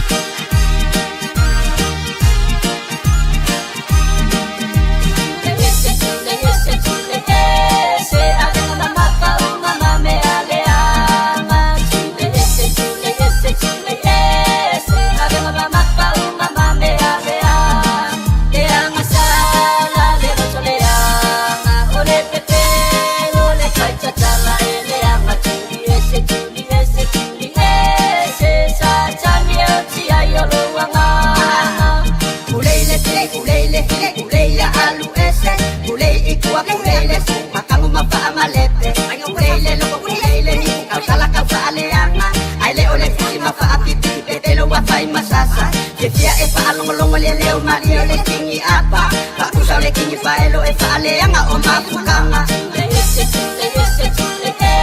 Se arenga mamaka o mama me aleanga Se arenga mamaka o mama me aleanga E anga sala le rosoleanga O le pepero le kaichatala e le anga tuli sa tani o tia yolo wanga Alright Now listen to my music I feel pa amakala The winga o le pese o le kukulanga Siva mai siva I o kamilo I o maofa Ae pa mai o fika Ae awale maso Ia kuli la ia kuli ese kuli I fafo Wale ma ilele ese vai fufo Te anga sala le rosoleanga O le pepe no le kaichatala E le anga tuli ese sa tani o tia yolo wanga Peo se leo ngarangoa e kani ile mawakua Ulenga ngaleo anga maki fia mamakua Vaenga nga alusi felo le mapusi vae lua Masandi ai o moa o kopi fo ima solo famua Se arenga mamaka o mama me aleanga Se arenga mamaka o mama me aleanga Te anga sala le rosoleanga O le pepero le kaichatala E le anga tuli ese sa tani o tia yolo wanga Uni ese leo la leke ale au suke mea maleo na palea Kule mamai kolea Pa oku I boku kapenga le ako ai kuli e ani se mea Inga mune anga le ea E fia palo I le patuhutu o aku mea E istungo piputi tata pamua Urtia kama makua Le ese fia makamumua Leo la fia kauka ua Awa e teki ai lo kuaka uva le ai o makuaki ai ai o e lo ko alua Sabi le Se arenga mamaka o mama me aleanga Se arenga mamaka o mama me aleanga Te anga sala le rosoleanga O le pepero le kaichatala E le anga tuli ese sa tani o tia yolo E o e le lei o le pese o whamai e atua I le tātou po kalame le nifu I vaenga o le uli. Ia I le mawhtoma le tātou tinu umalo lava le mawhtoma I malo fo le ona sa I a te utau. Tiu te mga luenga pe ona whawhangwhong mai le tātou tinu. Po kalame o le lui tau mo tātou whale nganga o se lui tau o se po kalame. Ia e tau o tele lea mo tātou e fisoa swani. Whamarisi au I lau sāmalinga mala uia fo I sāmalinga. Pe ana whawhonga I aile ni I a uli. I le mātang fia whasoa mai le upo lea tua mo tātou. Ia, nga to foi lea, o le tāua foi o le o upo pese, tuli ese. O hafa fi tāuri ma me te tupo le so, tuli ese. O hafa o sosonga, tuli ese. Kuri uma ese, ma venga ma mafa na talu mo oi, ave ese. Ma kwa kuri uma ese ala vaenga nga. Ai, dor kuri isi vaenga ai Fiafia isi vaenga. Ave ese uma si vaenga nga vai do. Abore mori. Abore mori la pakako. Kuri uma se asi vaenga nga e. Ol pokale mena luita mo tato le nei oli ina o tai luas minute talo le tula jas. Ai adi sida o tatu faringa te umal pokale me tatu se antu la una mo te tuar ti sa.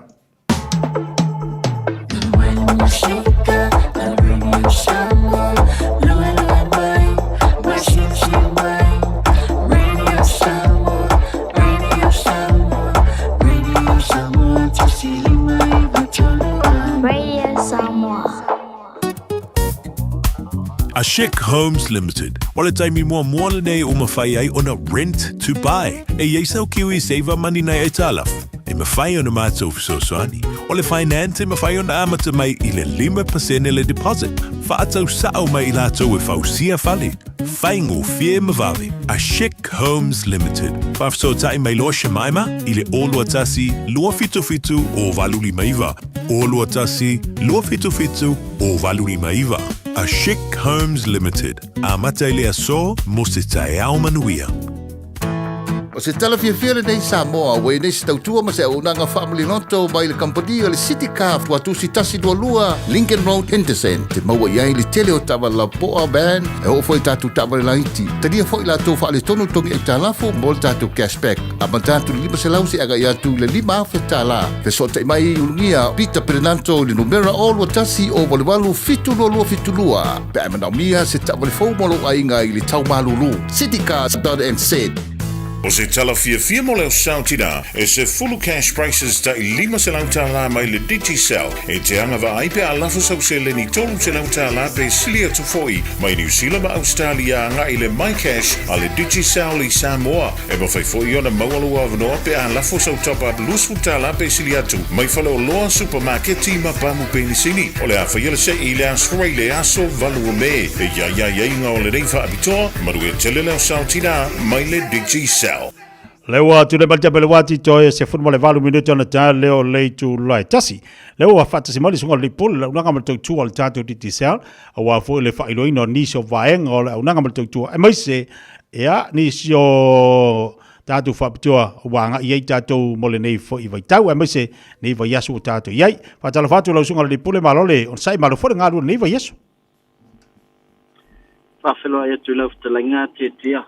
Me se foi le tapo inga se tato watunu o fenga ye foi mga luenga le nei aso ya tonu lo manuia o to uma le lo fama le anga le yo le tato matai sili ya o fanga solo foi a fe au mutiute pe ona tautu ai foi tonu New Zealand nei malo so fo manuia malo na sai malo foi le pale fai se opisi tu langolo ye tute mga luenga e mai se fa to va solo na murimuli le nei foi masino mutatu yai ia mana tuale amanta loa ia le afoi ia le asfarele a taulo foi le o melanto ia mata pena tu ai mo le asautina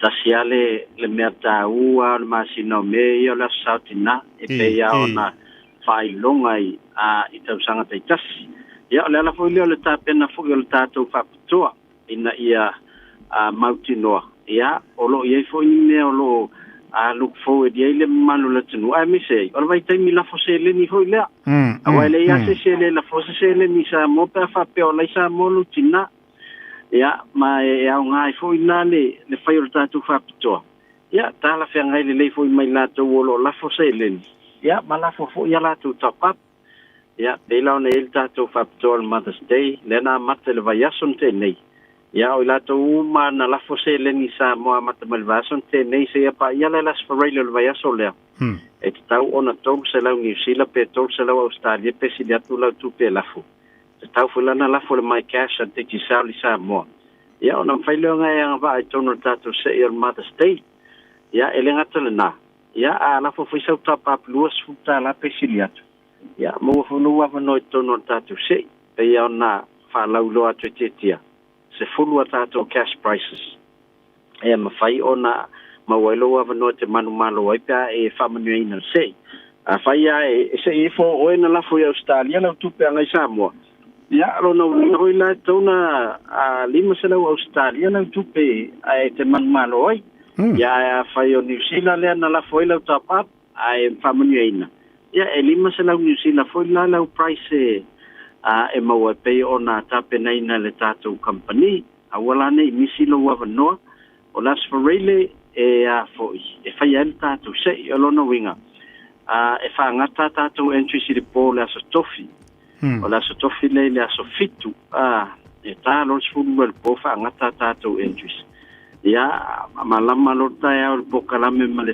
sunga le au i las farele ia ma pelona tola lo winatu la tō wha manuina ya ma le amo foli te milas for really ya e fa so ta ila tu ya fa me o la tu se le ni tia ia ina ya fai ona to so so ani na vai fa tau o le Mother's Day ya va na foi to ila sto na ya le ya gela sa ana ya tele e tau le vai ngale pena te tau mai ma fa mana tu mai le fisili mai na i tatu ainga au Italia pe fa fe la tau Sydney Brisbane Melbourne fe la Australia lo fa fonga ma sunga di pole e hanga va foi matatou i nei me alo foi mo tatou e sisi vai ngai fa mana pe mo tatou watu a me sel tatou talo la pepe o le si vai ngata ua o le fesili mai le to tele pe o fea iai ofisa e whaonga la foi se len. Ia. A ngā i Samoa le mai cash mantua. O tātou o nanga e whaonga e tātou le online. Ia. O lona winga la te tau ona e a ngā i a tātou paanga i e pe ona e le ClickX. Ia whapena foi ia le Ria. Ia o le Rocket Remit. O company umana online in whenala tu la foina ia le selen. A ngā i le mai cash le Digicel. Ia ai pe ia le vaenga le ClickX le tele ona mātou whalaulo atu. Ia ono le o le vaenga lea. Ia e le lato o whainga luenga i e foi lato o tangata Samoa. Ia ai e ni whawhita uli o lau tupena lafu. Ia o lai mwhaina whawsotai. Ia matali atu. Ono le telefoi o na isi o company online. Ia tia tamahoile le te whi ue vili te tangia ia tangia te foni te awa tali mai an masini. Ia a o lea e te nau e tau ona wawe avile se le ni le angai o mea o lai wawe mana o mia mai Samoa. Alo whautai, e si vaenga whamaratu mo tātua tunu? Ia, o isi vaenga tāua o lo moi lātou o lena moe e o mai e whainia lātou SIM card foi e malanga i Samoa. O le wei tātou option lea e mwhai ona whaongale i SIM online. E te tango a download le i SIM, ia a Digicel la Samoa, ia mwhai whiona whātau e malau pandu. Ia e lona winga te le tau sau tātou ofisa, o nau tō tele o tātou, ia e urgent lava leo, ia whaingtāna to e awhi mai. Ia nāna le ua, ia ile tātou au nanga le i SIM, e mwhai ona e tango lava kuko le i SIM Digicel Samoa, ia sau ato e lunga le whatinoina na fōi, au nanga. Ia mo nisi vaenga le tātou tautua whaasotai mai le orua tasi 5 ono, tolu whawha, orua tasi 5 ono, tolu whawha. Ia o na sosoni atu lea. Ai whaatai tele te tia mo le mātua wanoa, mo foi se iswapoponga le pokalami malsunga lea o le Asparelli. Alo whaatai, te tele lava lo whenga le pole mo le tātou tautua mesi whole unanga mo le tātou watanu. Maria le yaso, ma le vaso, tiu te mga aluenga, alo whātu la pepo. Ia whaatai, soifua. Lelei, ala unanga mo le tautua le nā le whenga le pepe tala ilene, ma le tautua le tātou Digicel, awa le MCA, na i whaapitua le nā mo tātou. La follow seleni fa ta waile piti la follow seleni fa ta le top of tanga le sautina todo se la tala alu lo sua fa tolo sei ba wala lima se la o ka si naf so sani nantele a fa tolo na la follow tupe o le fa mo ni fo o ina va nga tolo la e wina se va nga tupe tele e a fe ma se la aya ma wala tupe mana tu mai mataita Molo te de yellow for my family bolo ka kalu pidis io. Lelei ole te tau na bala danga singa pepe ole olu tasi ni mo tolu fa olu tasi ni mo tolu fa. Babalo atu tatu watu ole atole na uto taliwati tu te manga luengo toi. Pengo le tau le yaso lo surmata o fiamele la ia e lo falongo ina pele malulu. Ole taiawa ia fisi malulu fa solo toi o Fiafia ai pe ole e mawa tatu ni mafana. Awal vaenga tan famnatu mo tatu watunu vai ana itamam ne tina matu mota malawa. Ai nei tamam ne tina matu mota malawa tawona amafan fan le ala tu la e ya la tu tino ale ngata fo ilea ya vai ala tu mwenga fa mafan fan le ale to fa po. Ya na fu tatu no me masan fai. Tatu ole ye mo le kama fa mafan fo por hita tono lo fa. Ya, Maria le tifa maf ale kifa mafan fana de hita. Ya, na o lo te me momoy ai, ya o le tapelo la ile. Tapelo la ile. Ya ai momoy, ai woni fa ola le te li doan metu. Nei vaenga na fa mna tatu mo tatu watru ile nei fo ya oli. Ina o to es fu minuto na talia o le tu la tasi tali tu la tasi se mai ya tatu telefon ile ngana peta. Ni alo fatu ni so tatu paanga. Mai se la to umala valo mafuta mai le nei foi vaenga o le uli malo lava mafuta mai malo fo no sai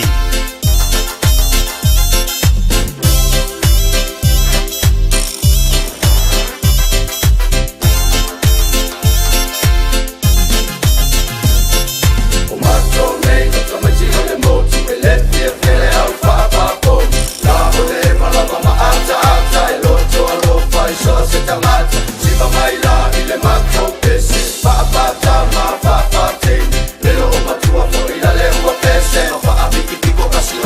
pepe. Eva mai, asi mai. Ete tali tonu ai isa la fai. Ete tali sa pa ya lava longo mai. Le ai la te me te uoli ai.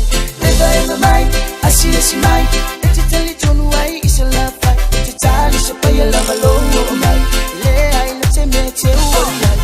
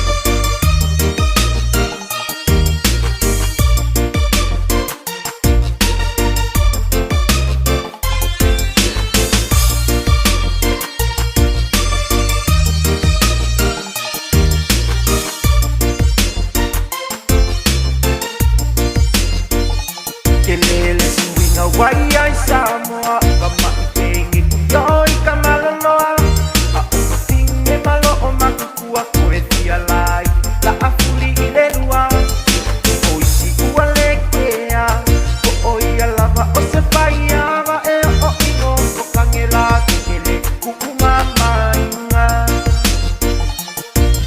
Kele kusi lima O oso uola fia mama A o mea olo o tukutu I loka kusi o si o maunga A o le ngā fo I lava I ke iloa Ai ke musu oe ke kautala Ma le pa a iloa te I kautuku ai Ngā mea makanga Aua le whauava E wape umai o si o uola Aua le o la whaukange Ma le kuku wai se o whaalave lave Ka upa le ai ngā manu I nei winga le mana ia Alala mai I lalo ai Aua e kei ka I la upu alalo Aua le whauava E wawe umai o si o uola Aua le o la whaukange Ma le kuku wai se o whaalave lave Ka upa le ai ngā manu I nei winga le mana ia Alala mai I lalo ai Aua e kei ka I la upu alalo Alala mai I lalo ai Aua e kei ka I la upu alalo Alala mai I lalo ai Aua e kei ka I la upu alalo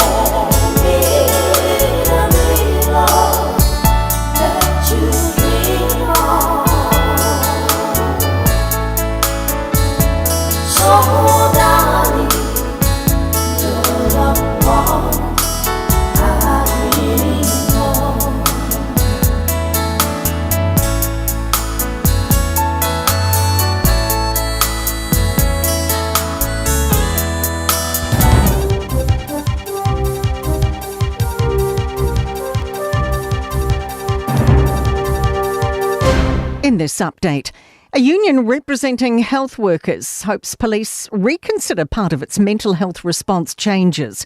Police have decided to pause Phase 4 of the program, which would require officers to hand over care of people in ED to health workers after 15 minutes, unless they're a safety risk. Public Service Association National Secretary Fleur Fitzsimons says people in ED are often distressed, under the influence of drugs, and can be dangerous. There needs to be an assessment done in every situation. These kind of blanket rules don't work. Police say they'll only progress to the next phase when it's safe to do so. As the price of power increases, the Electricity Authority is searching for the root cause. Household bills are rising an average 8% this year, matching last year's increase, while the 4 big gentailers' profits lifted 42% in 6 months. The authorities have been asked to ensure prices stay fair. Electricity Retailers and Generators Association's Bridget Abernathy says prices are up across the board. The key issues really are that the distribution and transmission costs are going up. We know that the EA has acknowledged that. Wholesale generation costs have gone up. The government is cracking down further on nitrous oxide misuse. Nitrous oxide canisters meant for whipping cream, also known as nangs, are inhaled by people wanting a high.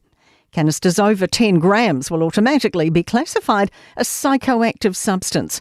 Lachlan Rennie has more. Imports of nitrous oxide will also require approval from the Director General of Health. Health Minister Simeon Brown says the Ministry of Health hasn't identified any legitimate use for the large canisters. Police Minister Mark Mitchell says the changes will make enforcement simpler and more effective. That's news. In sport, West Tigers NRL coach Benji Marshall isn't fretting about his star playmaker leaving.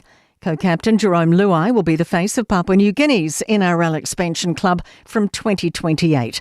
Marshall says Luai's disappearance, that is, to Port Moresby, is too far away to worry about. It's a unique situation because he's still here for another 18 months, which is quite weird. You know, it feels like, I think everyone feels like he's leaving now. He's not. And he's got a job to do still, you know. So I'm just happy we're getting this done very quickly, out of the way, and we can move on back into our season. After leading 5-2, Paris Saint-Germain has edged Bayern Munich 5-4 in a sparkling First League Champions League football semi-final. That is sport. I'm Raylene Ramsey. Hey, hey!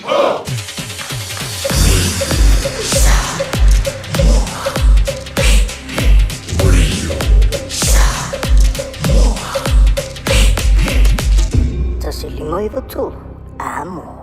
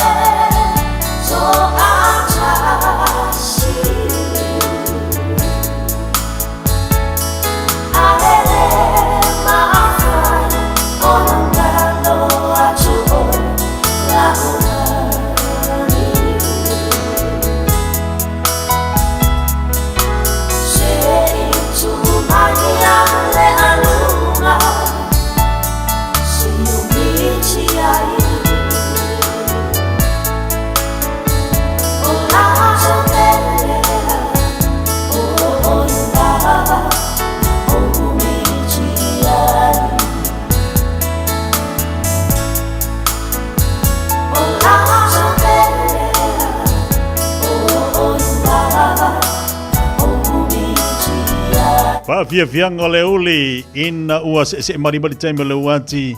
Ia, le ua... Se fun martasi minuto o te nei le tu la tasi lingo te tu nanga se fon read sa mo tasi mo tulu amo. Si o kango ko su emre pese le mo to tas. Pese le ka ngi ya kwa. Se tu ma yelu alunga. Ya wa so fa pe ngi wa so fo ya le malu. Ya, sai mai si ko ka ko pese de la ngai. Fa me se vanga mai o pese ngi se le manga ya so malu. Ya sa wa pese o po ai o pese ka malu ka ko bo ya. Pese la ngi manga ya fu ile ki ngo fungo fua ya. Ya me se nei tatu ta mama tina ma tu mo ta malawa. O ila tu fu lo ma fu ta mai mo ta malawa. Ya le fu lo fa fonga mai lo tatu po kala. Ya ngo fungo fua ko inga la ko ya fa solo nga ma fu fonga. Solo mafaufonga lo matua ia su iangi lang kanga alunga. Ia, solo foi mafaufonga to ina lanto. O lo makua la solo mafaufonga. Ala hefe yang ngalwenga. Fai mafaufonga lo makua mingoi kama ilima. Su iangi su ide pulo. Fai le sei. Su ia le ula. Ia ala nga ua fai yang apale. O kanga alunga. Ia fai yang foi. Yang kiki furu moa. O mea ngai mingo yeli malo waku. Yang fa solonga ba fau ngale. Al tamala a fa solonga ba fau. Ia ole alunga. Ole alunga ai ku ia. Ia ba fu yeli lupo. E ia is kama fu ila le wai. A fa solonga ba fau ngai. E ma fai onga kango la langa ia la langa pulo. E fai fo onga tango la langa ile ato. Tamala na lima de lei. Oh, kaba ini mah.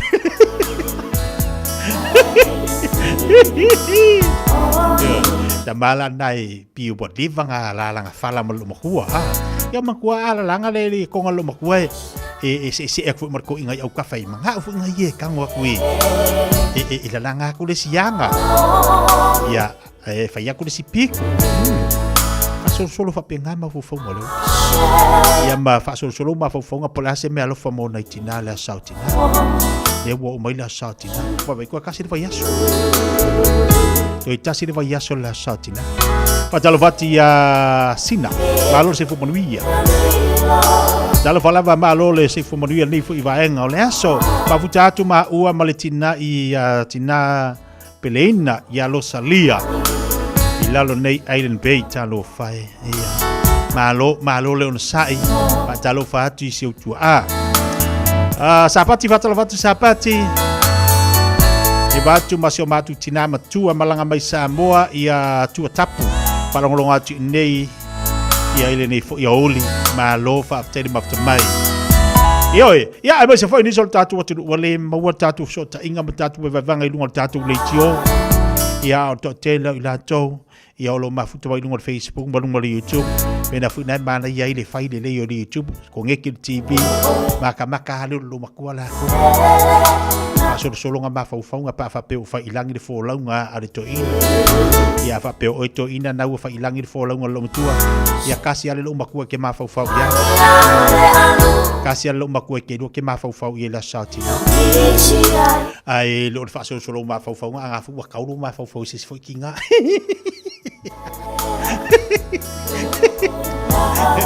Baba aingi me alo fa mo ngai kinga ka ke pisa ko i ka ku nga mo ko nga tina yo ai kai mingi yo fa ya ka ko la sa kinga o ma ku wa ka penga wa ka penga le ke fa ya ko ma fa ngor ko inga la fu ka ngom mar fa na se me le mo nai tina ya tatu tama yo sa ya va pe wore si kinga ki ma fa wai ma fa le lunga ngale ka ko so le do kinga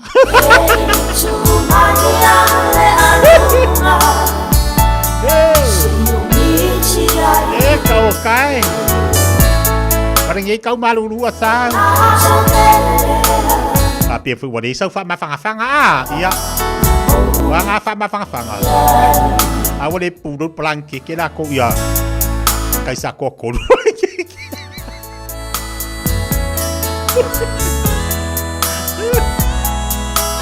Dai bele wati le wase furbo le 8 minuto tele tu la tasi. ko Samoa me yo as bangaku pio ngai le aso loka maiki a sakinga se mare manga yo ka penganga yo la pio la saka ma ka ilo pare do pore am fa pingere fa la saka ma ka ku yang o se vai ko so ia male afo male suki haya making mo ko fa fo ngi ki bo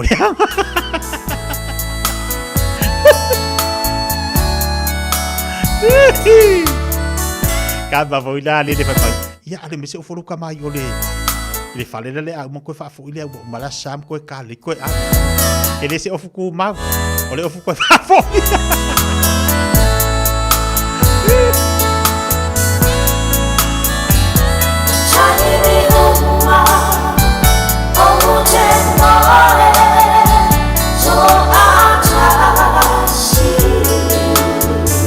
Sawasina ai do dele ya kama me alo fa via kinga penila ko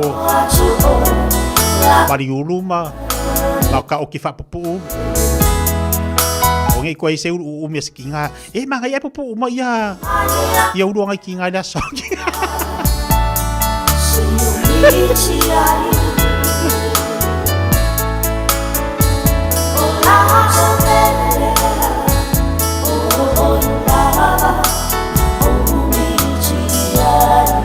ele nga ali si me fa de malulu la ko ngale pulo dia fu fa ma fa fo oi kala fa lota wa mai ora ngi yauli o mai il taina oi fa mai bo misil po kala me ko aki amar fa mai loto ola mo ko ya makwa va ile adu ko inga ka ko inum ma va ile afor ko inga ki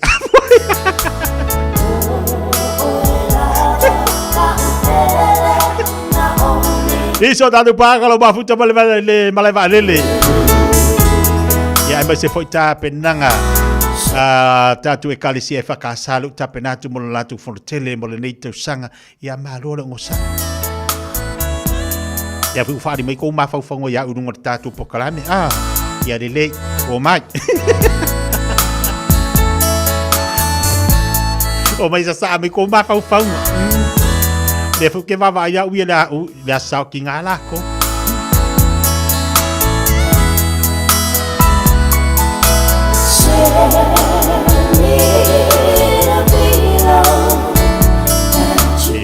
Ai Fiafia Mai ai ke ile ki ngai la sao ki ngala. Ai va kuri de kingi pusala po ani me alo. La lai ka kala uma ko ka kango le rap le makwa fa ke le rap. Rapping of ilo le pusa. Ai ka kala ko kinga skama i ngi pusa le ko. Fiafia ka kala ko ngal umakua o langa fili ko lu afe ngo ka fakau. Male akala ole hati de luma i le kau ai. Awalanga ki o abese lisi ki ole kau fili ale fili makwa aulo. Ya wa aulo fili ai ming markau ko lu afe. Ai manga ya alu sa or kupe ya la wa va con ila lumba ai le lumba ko la con ila fili anga misier pe mengi ko ese ir kampung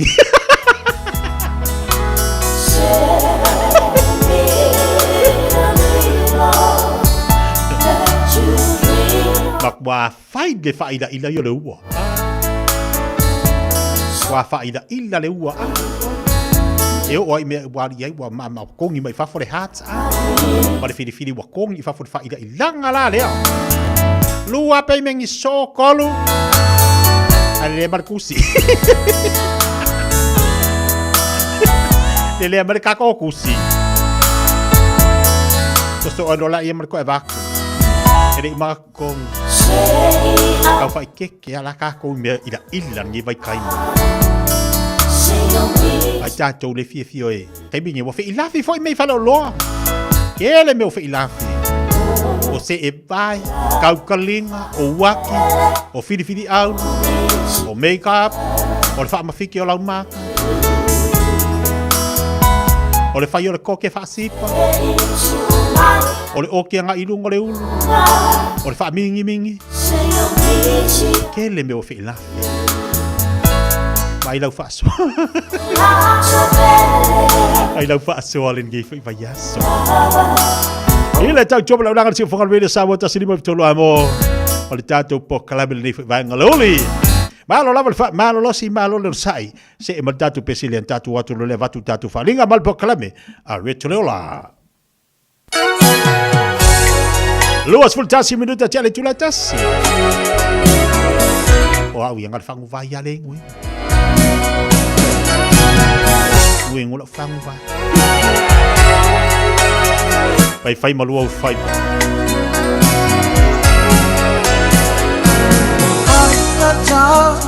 on a fire,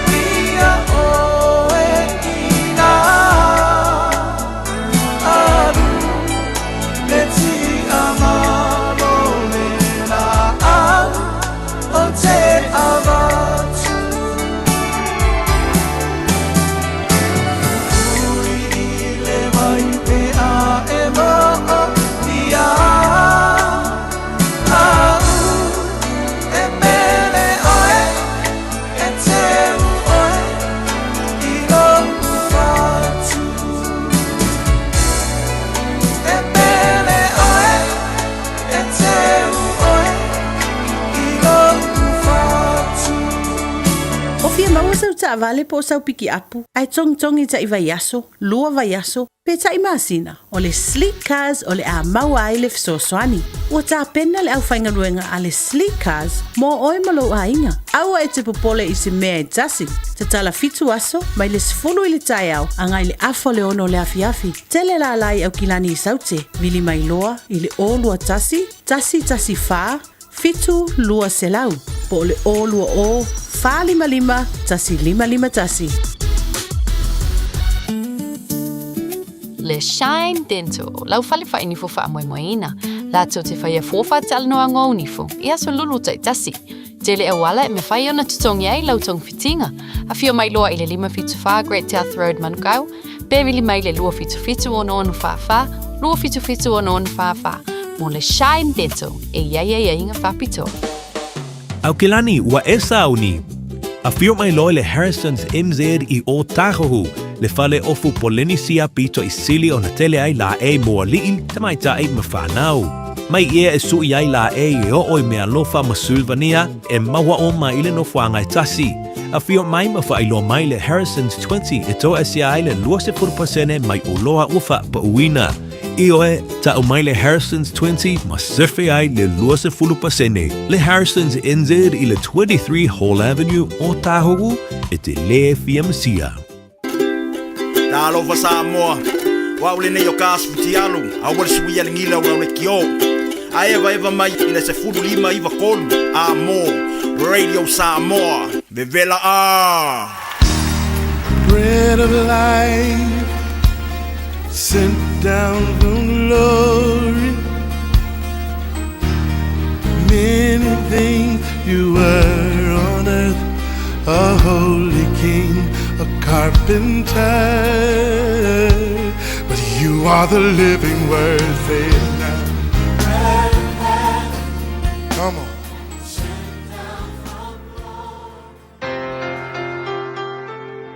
Talofa le tatou tunu mai le tatou polkalame o le neifo yaso o le aretu le ola ia talofa lava whawhitai le whasotai mai le yaso ia whamanuia foi le tua I whiau mga luenga o le yoane ramata upas fulfa alfai upe lua e whapea o te alu e sauni se mea eno nofo ai outou a se upu mana ia telelea Yesu na tuu ai I ono so o le upu mo o le asu le nei o le lalolangi o le nofuanga o tapenanga. O whaima e mawhau I le pupu tele ma le saa o le soifuanga le nei e te iai. E tele na ngalo ia te tātou inisi taimi e le whaavavau ma whaiwhai pēa le soifuanga le nei tātou te iai. Awa po le a lo fiafia ma lo inkalesi le maangai o lo olanga ua e iai le taimi le nei ua tele au mea ua maua ua tele au tupe ma naia au atinae ma naia au ngaluenga e le mea mongia e le whaavavau lava ngā mea uma e iai ale taimi e te alu ese ai ia mai le lalolangi nei o lona winga e le me kaunga e whaia e whai ma e kau kepa ile mele ke anga ai atu iai e whai au whi au le lalolangi le nei ma tā pena lau whaavavau a wafo e le itu ina mai o e le tua I le lalolangi le nei na ona e pisi e le whainga o whi au ma kua e ngā lue malosi ai ma whai me umamaki ngae e te manao iai na tuu o e le tua I le lalolangi le nei e tuu I singa kaimi pupu e tā penai mō lou whaavavau a wafo o le lalolangi le nei ua na o sina vaenga o le plan o le tua mo oe. Ai le o le atoanga le nei. O le atoanga o lana fuafuanga mo oe. Ia o le manguia po le ola le ai whavau. So o le lalolangi le nei. Ma le olanga pupu le ke iai. Ua ta ua. Ua peifo le o se o singa poku whasaungi. E te nofo ai. E ke saungi. E ke urufale aku. I le potu tele o le mea monita ua le na e whaavavau.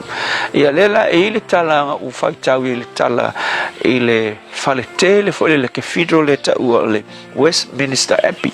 O le whale tele lava le masainga whaau ua I tupu is o tupu fo yo pa o Peritania fai fa unga le tupu fa poiponga fo ia fa na le tupu o se fale tele la vasili na matango fie I totonu o Peritania fe mai la o le fale e ke le lakulo e un fale pe e fialu ia e fa tau ticket e fai le ticket e mi fo le map a fa pela ke alu Westminster le fale le nai ke fia makakai I le matango fio le fale kele e ke laku mua e ke laku e ulu tonu e le fa pe ke ulu kule kokongo e ulu lo le fale tele le o le Westminster po le ke fido le e ke ulu aku e ke kau I le skama I o le fale po le potu fa pitole e kokongo le me fa ka wai le ticket e mane me piki ai me ke maka I le map o kokongo me la e anga ia me fa singongo me ke ia me ngofo ina ia me vai kule manga ia fo le kama ipo ai ke ngofo e ke I ulu fale le Westminster ke fido o ngai ke ngofo nga e fa talia I le kaimi e ke ulu ai I le mesiri o nga ka ua ma le matango fi o le kala inga le o fight to tele ma e ulu fale lo tono ke fido tele le o fa tu seina le tasanga te fa penale o langa le nei o le mele ke ai o le ke kongo le poku fa saungi le la lo rangi nge ele se me ma kwa maka ngofie kele ngai me ma onga e ngofo ai fai ai au fe au fai ai lo ai nga fai ai lo fa nau fai ai au fuanga ale me ka ua e loa ele o le fa moe au kule o le tua moe o le fa moe nga au tu ta ua o le tua moe o lo ulu fale atu lea I le fa manuyanga e fa vavau ua saunia le tua moe le fai mai Yesu o ke alu e sauni se mea e no foi auto o se mea a o sa unge le tua po Yesu se mea moe o se mea sili o na matango fie o isi la tangata o le fio ese male la rang o fie ngofo nge ai o ke fa manga ku ki o uso e ke I u fale le mea sili ka unga lenga fa yo le tua o ngai ke ngofo I le potu fa sa ungi ai a faila e ke kalia Yesu a wa fe mai o le Westminster ke fido e ke le ulu ia se ibanga na o fa tau la ticket ia fa penga foi la lo ulu ku le lang ba mangui e fa ba le tu fa ka li mai o le ticket e kasi e ba fainga e ulu ai o le talia ina lea o Yesu I lo langa Yesu o lo maku ia le la lo langi na ona fa tali ai o matou ai maku kele yo ia fuanga siri na matango fi o le langi lea ai mai se foi o le langi fo ma le langi fo te saunia mo e matau ia te oi fa Yesu amen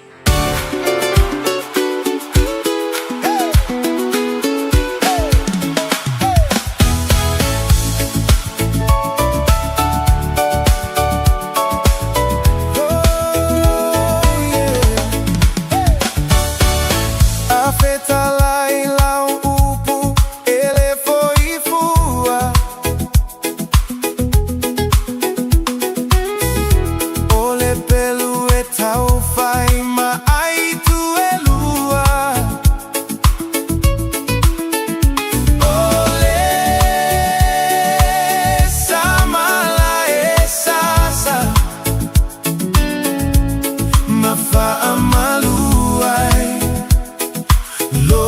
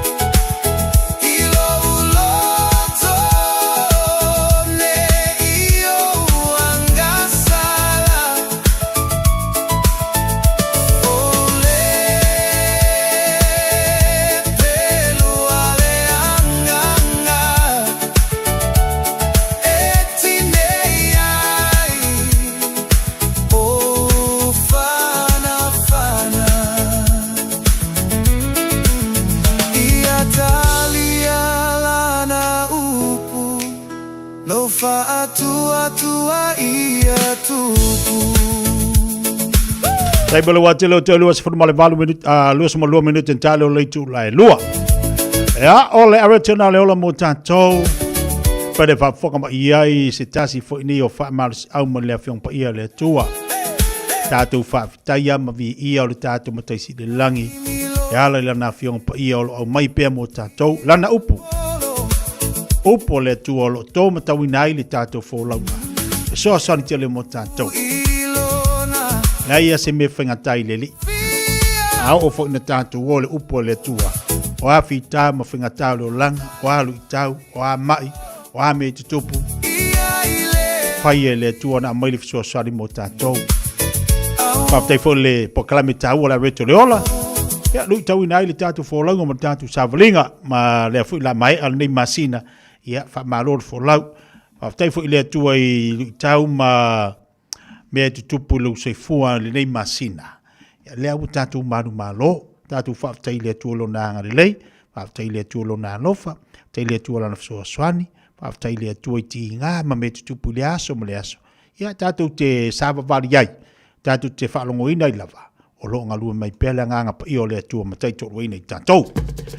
La se mai nisi neo tatu whalinga, leo taunu mai whasi silanga, leo taunu mai lunga le tatu pokalame nei tai au, le nei fo ia uli ia e tau fo na wate o wale se fio tatu watunu inisi nei o tatu fase silanga fasilanga mamua awana ingalo tatu tusi o tatu lominga o le songa malva filfili o mo tatu tusi nei lua tatu ofisa fitu futa ala tusi tasi mala mo tatu telefoni lua no lua tasi lima vitolu lua no lua tasi lima vitolu po o le sumal tatu si o tolu pa tolu ono hopo la avenue nei mankau leisi tatu fase silanga nei Fasilanga nei whapita o ngawha nei fasilanga e tupu mai e o Paulo Mangafa e maluai i a le tumaro si omo o lo alalam papa au i sini Australia o pa ia awa i a sa Samoa ma ainga lua ma liu mai i a tu o ma le ainga sa tu o le fale lua o tu la fale fonga le alantaua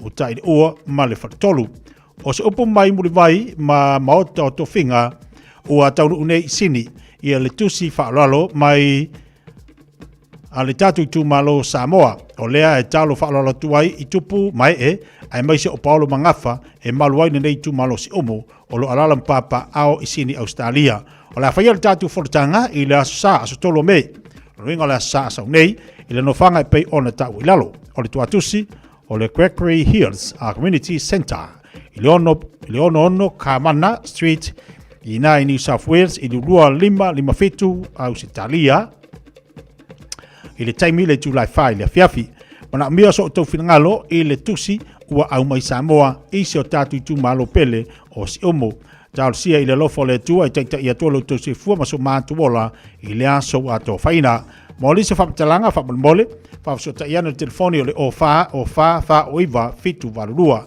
whaptai sa inia e lim whai pole o si omo o lo i ai se pokalame e atina e ai anga waa tau tupe mo le Pasifika o lo langolongo inai ai nga Pasifika i Aotearoa e whaare lei ai to mai tau tupe ma whaatele inai a vandoa e au si ai le whaatawina o se fale o nisi nei o mata upu e talanoina fuafuaina paketi fuafuanga mo le te wino tupe mamalama i awala whaapitoa e fesoasoani ai i ainga ina i ausia ma sauniuni mo le whaatawina o se whale momua.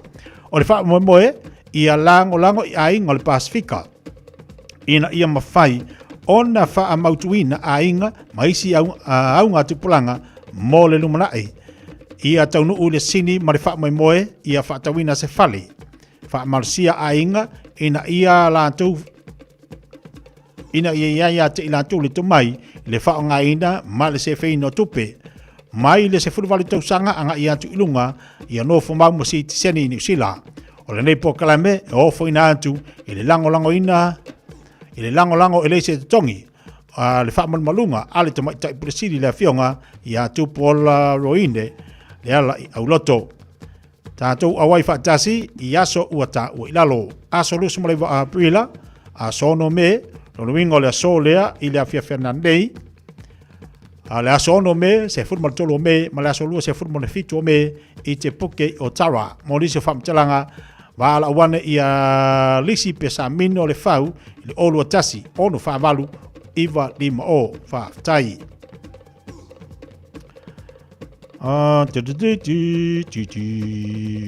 Lewa whatanuina le so tasi nei o tātou whalinga, leo whatanuina nei Bronze Road. Suli uma o tuia sau, si o walata Samuela. I le whaalalo tele, ma le aba I te tawai, e talasanga tuai I le mamalu a inga poto. O suli uma o tuia sau si o vaiata Samuela, maona tau a inga uma I te tono au kilani, o le a whaia le tātou whelo inga mo mua wha ale a inga, I le asa se furuma le lua meru olu ono I le manu kau. Mo le talano ina, o le tātou wha mai moe I a iuni I le lua olu ono. I vaisala, wha mole whaso tai mai I al telefoni le olu tasi whawhitu, I iwa tasi o mo le tuatusi manisi o whaptalanga whaptiktele, sa inia le nei whasisilanga, e fui mono lu isa paraha, se fuiva tu yan sau, Max malama ma famuina lai loa.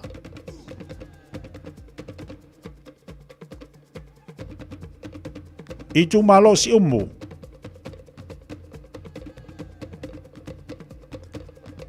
O te leto e la lata I le lave o le vau sa Samoa mai le matawhanua o sawa sa ia pa ia la ngoto la taua o pa ia o Samoa tainane pa ia o le atua la fata ia I maunga ao ai whapito se vala au I le nei tu malo si umu o ngafa e maluai so si umu I au kila nei alma whanau wha le tala lei talofa lava o loa tatu vala ai sa tu atu lava le lao lea e matu a whaiai e malolonga nei la o le a tatu o atu I le masina I lima ua te tauloa o na tatu mafuta e le mawhai o na ngalo a fia I se ona vau o lo o io mai pea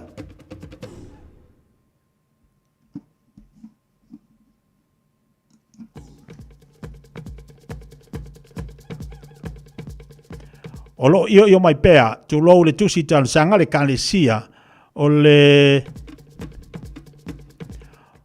I Pithen Worship Center si omo o fausia le malu tāpua ai le sunga ia tiulama maungatai pa ia lava lea I le fio tama o le fale ia teo matuia le matua mausole I ala la tai ia safu iane ma fale ata laufutalainga ia lutui manga mau sa alo male ngata iala falitua ia afifi le lei sui fa tau yoane faif aulang lango o mano yoelu fanta siamani falitua ia mulia uma tupola I tula o lupe uma nei o etolu mai I le fui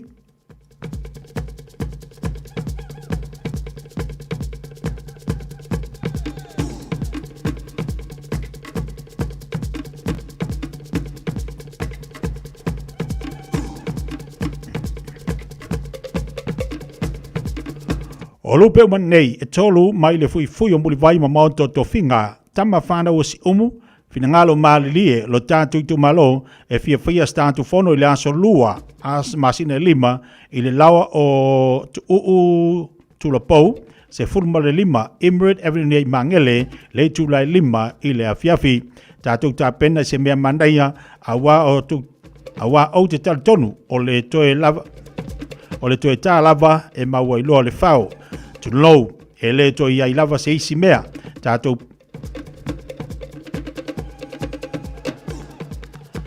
tātou pusa si umu a walo tai tu malo au mai I a lau tai whaatai o tu whai ono tu pola lafi tu talaepa tu la pau telefoni le olu fitu luono iwa fitu whalu ono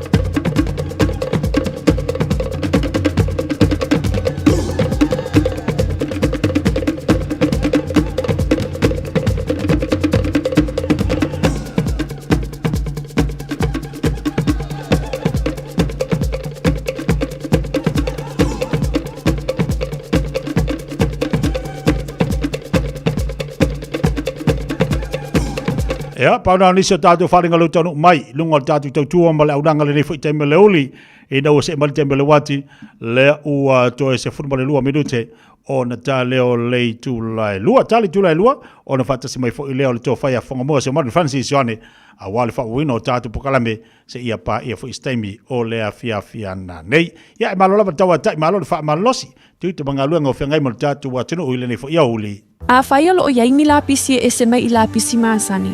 Pei o tau ta whaate kunolosi, o tau ta mamafa, maisi. Awa le la foia i le la pisi. Ai tanga i ane i le aucklandcouncil.govt.nz/where it goes. E te sila fia ele no whangai aweanga i ai. Tāmaki Turuki, all together Auckland. O tau sa ili se Samoa lo ainga. Po tau sa ili sau masini tutua pe o le Hilux ma le Ford Ranger. O le au nanga ale kaseti e whaafai mo fie mea uma.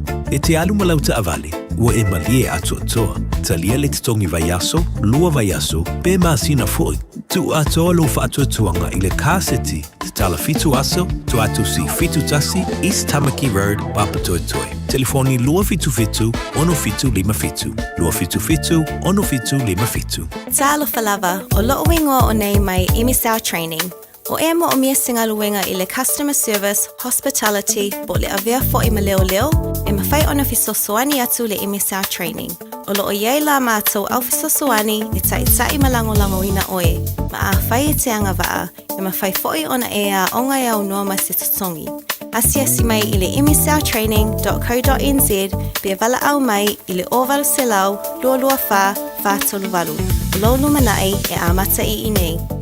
24 hours a day, 7 days a week, Radio Samoa streaming live on www.radiosamoa.co.nz.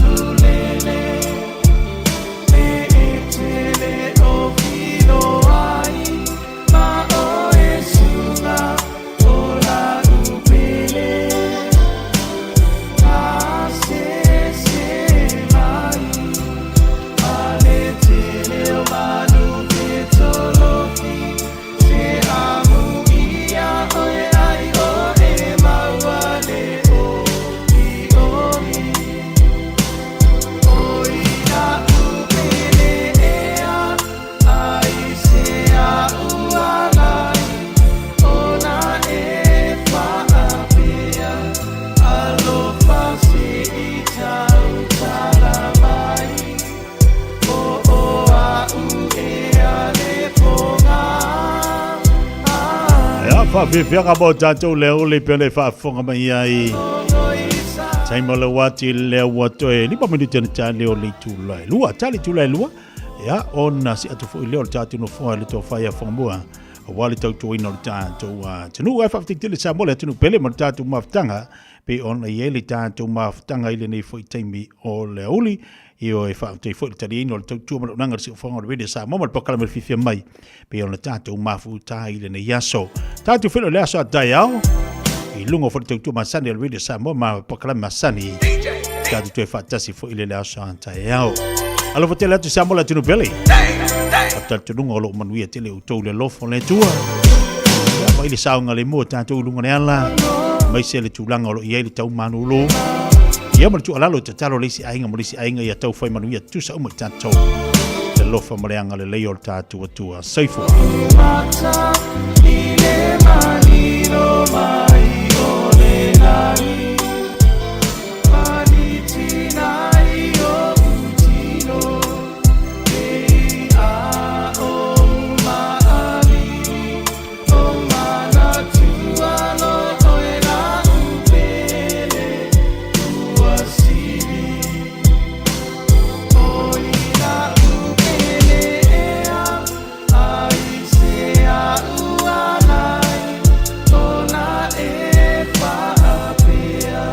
Hello.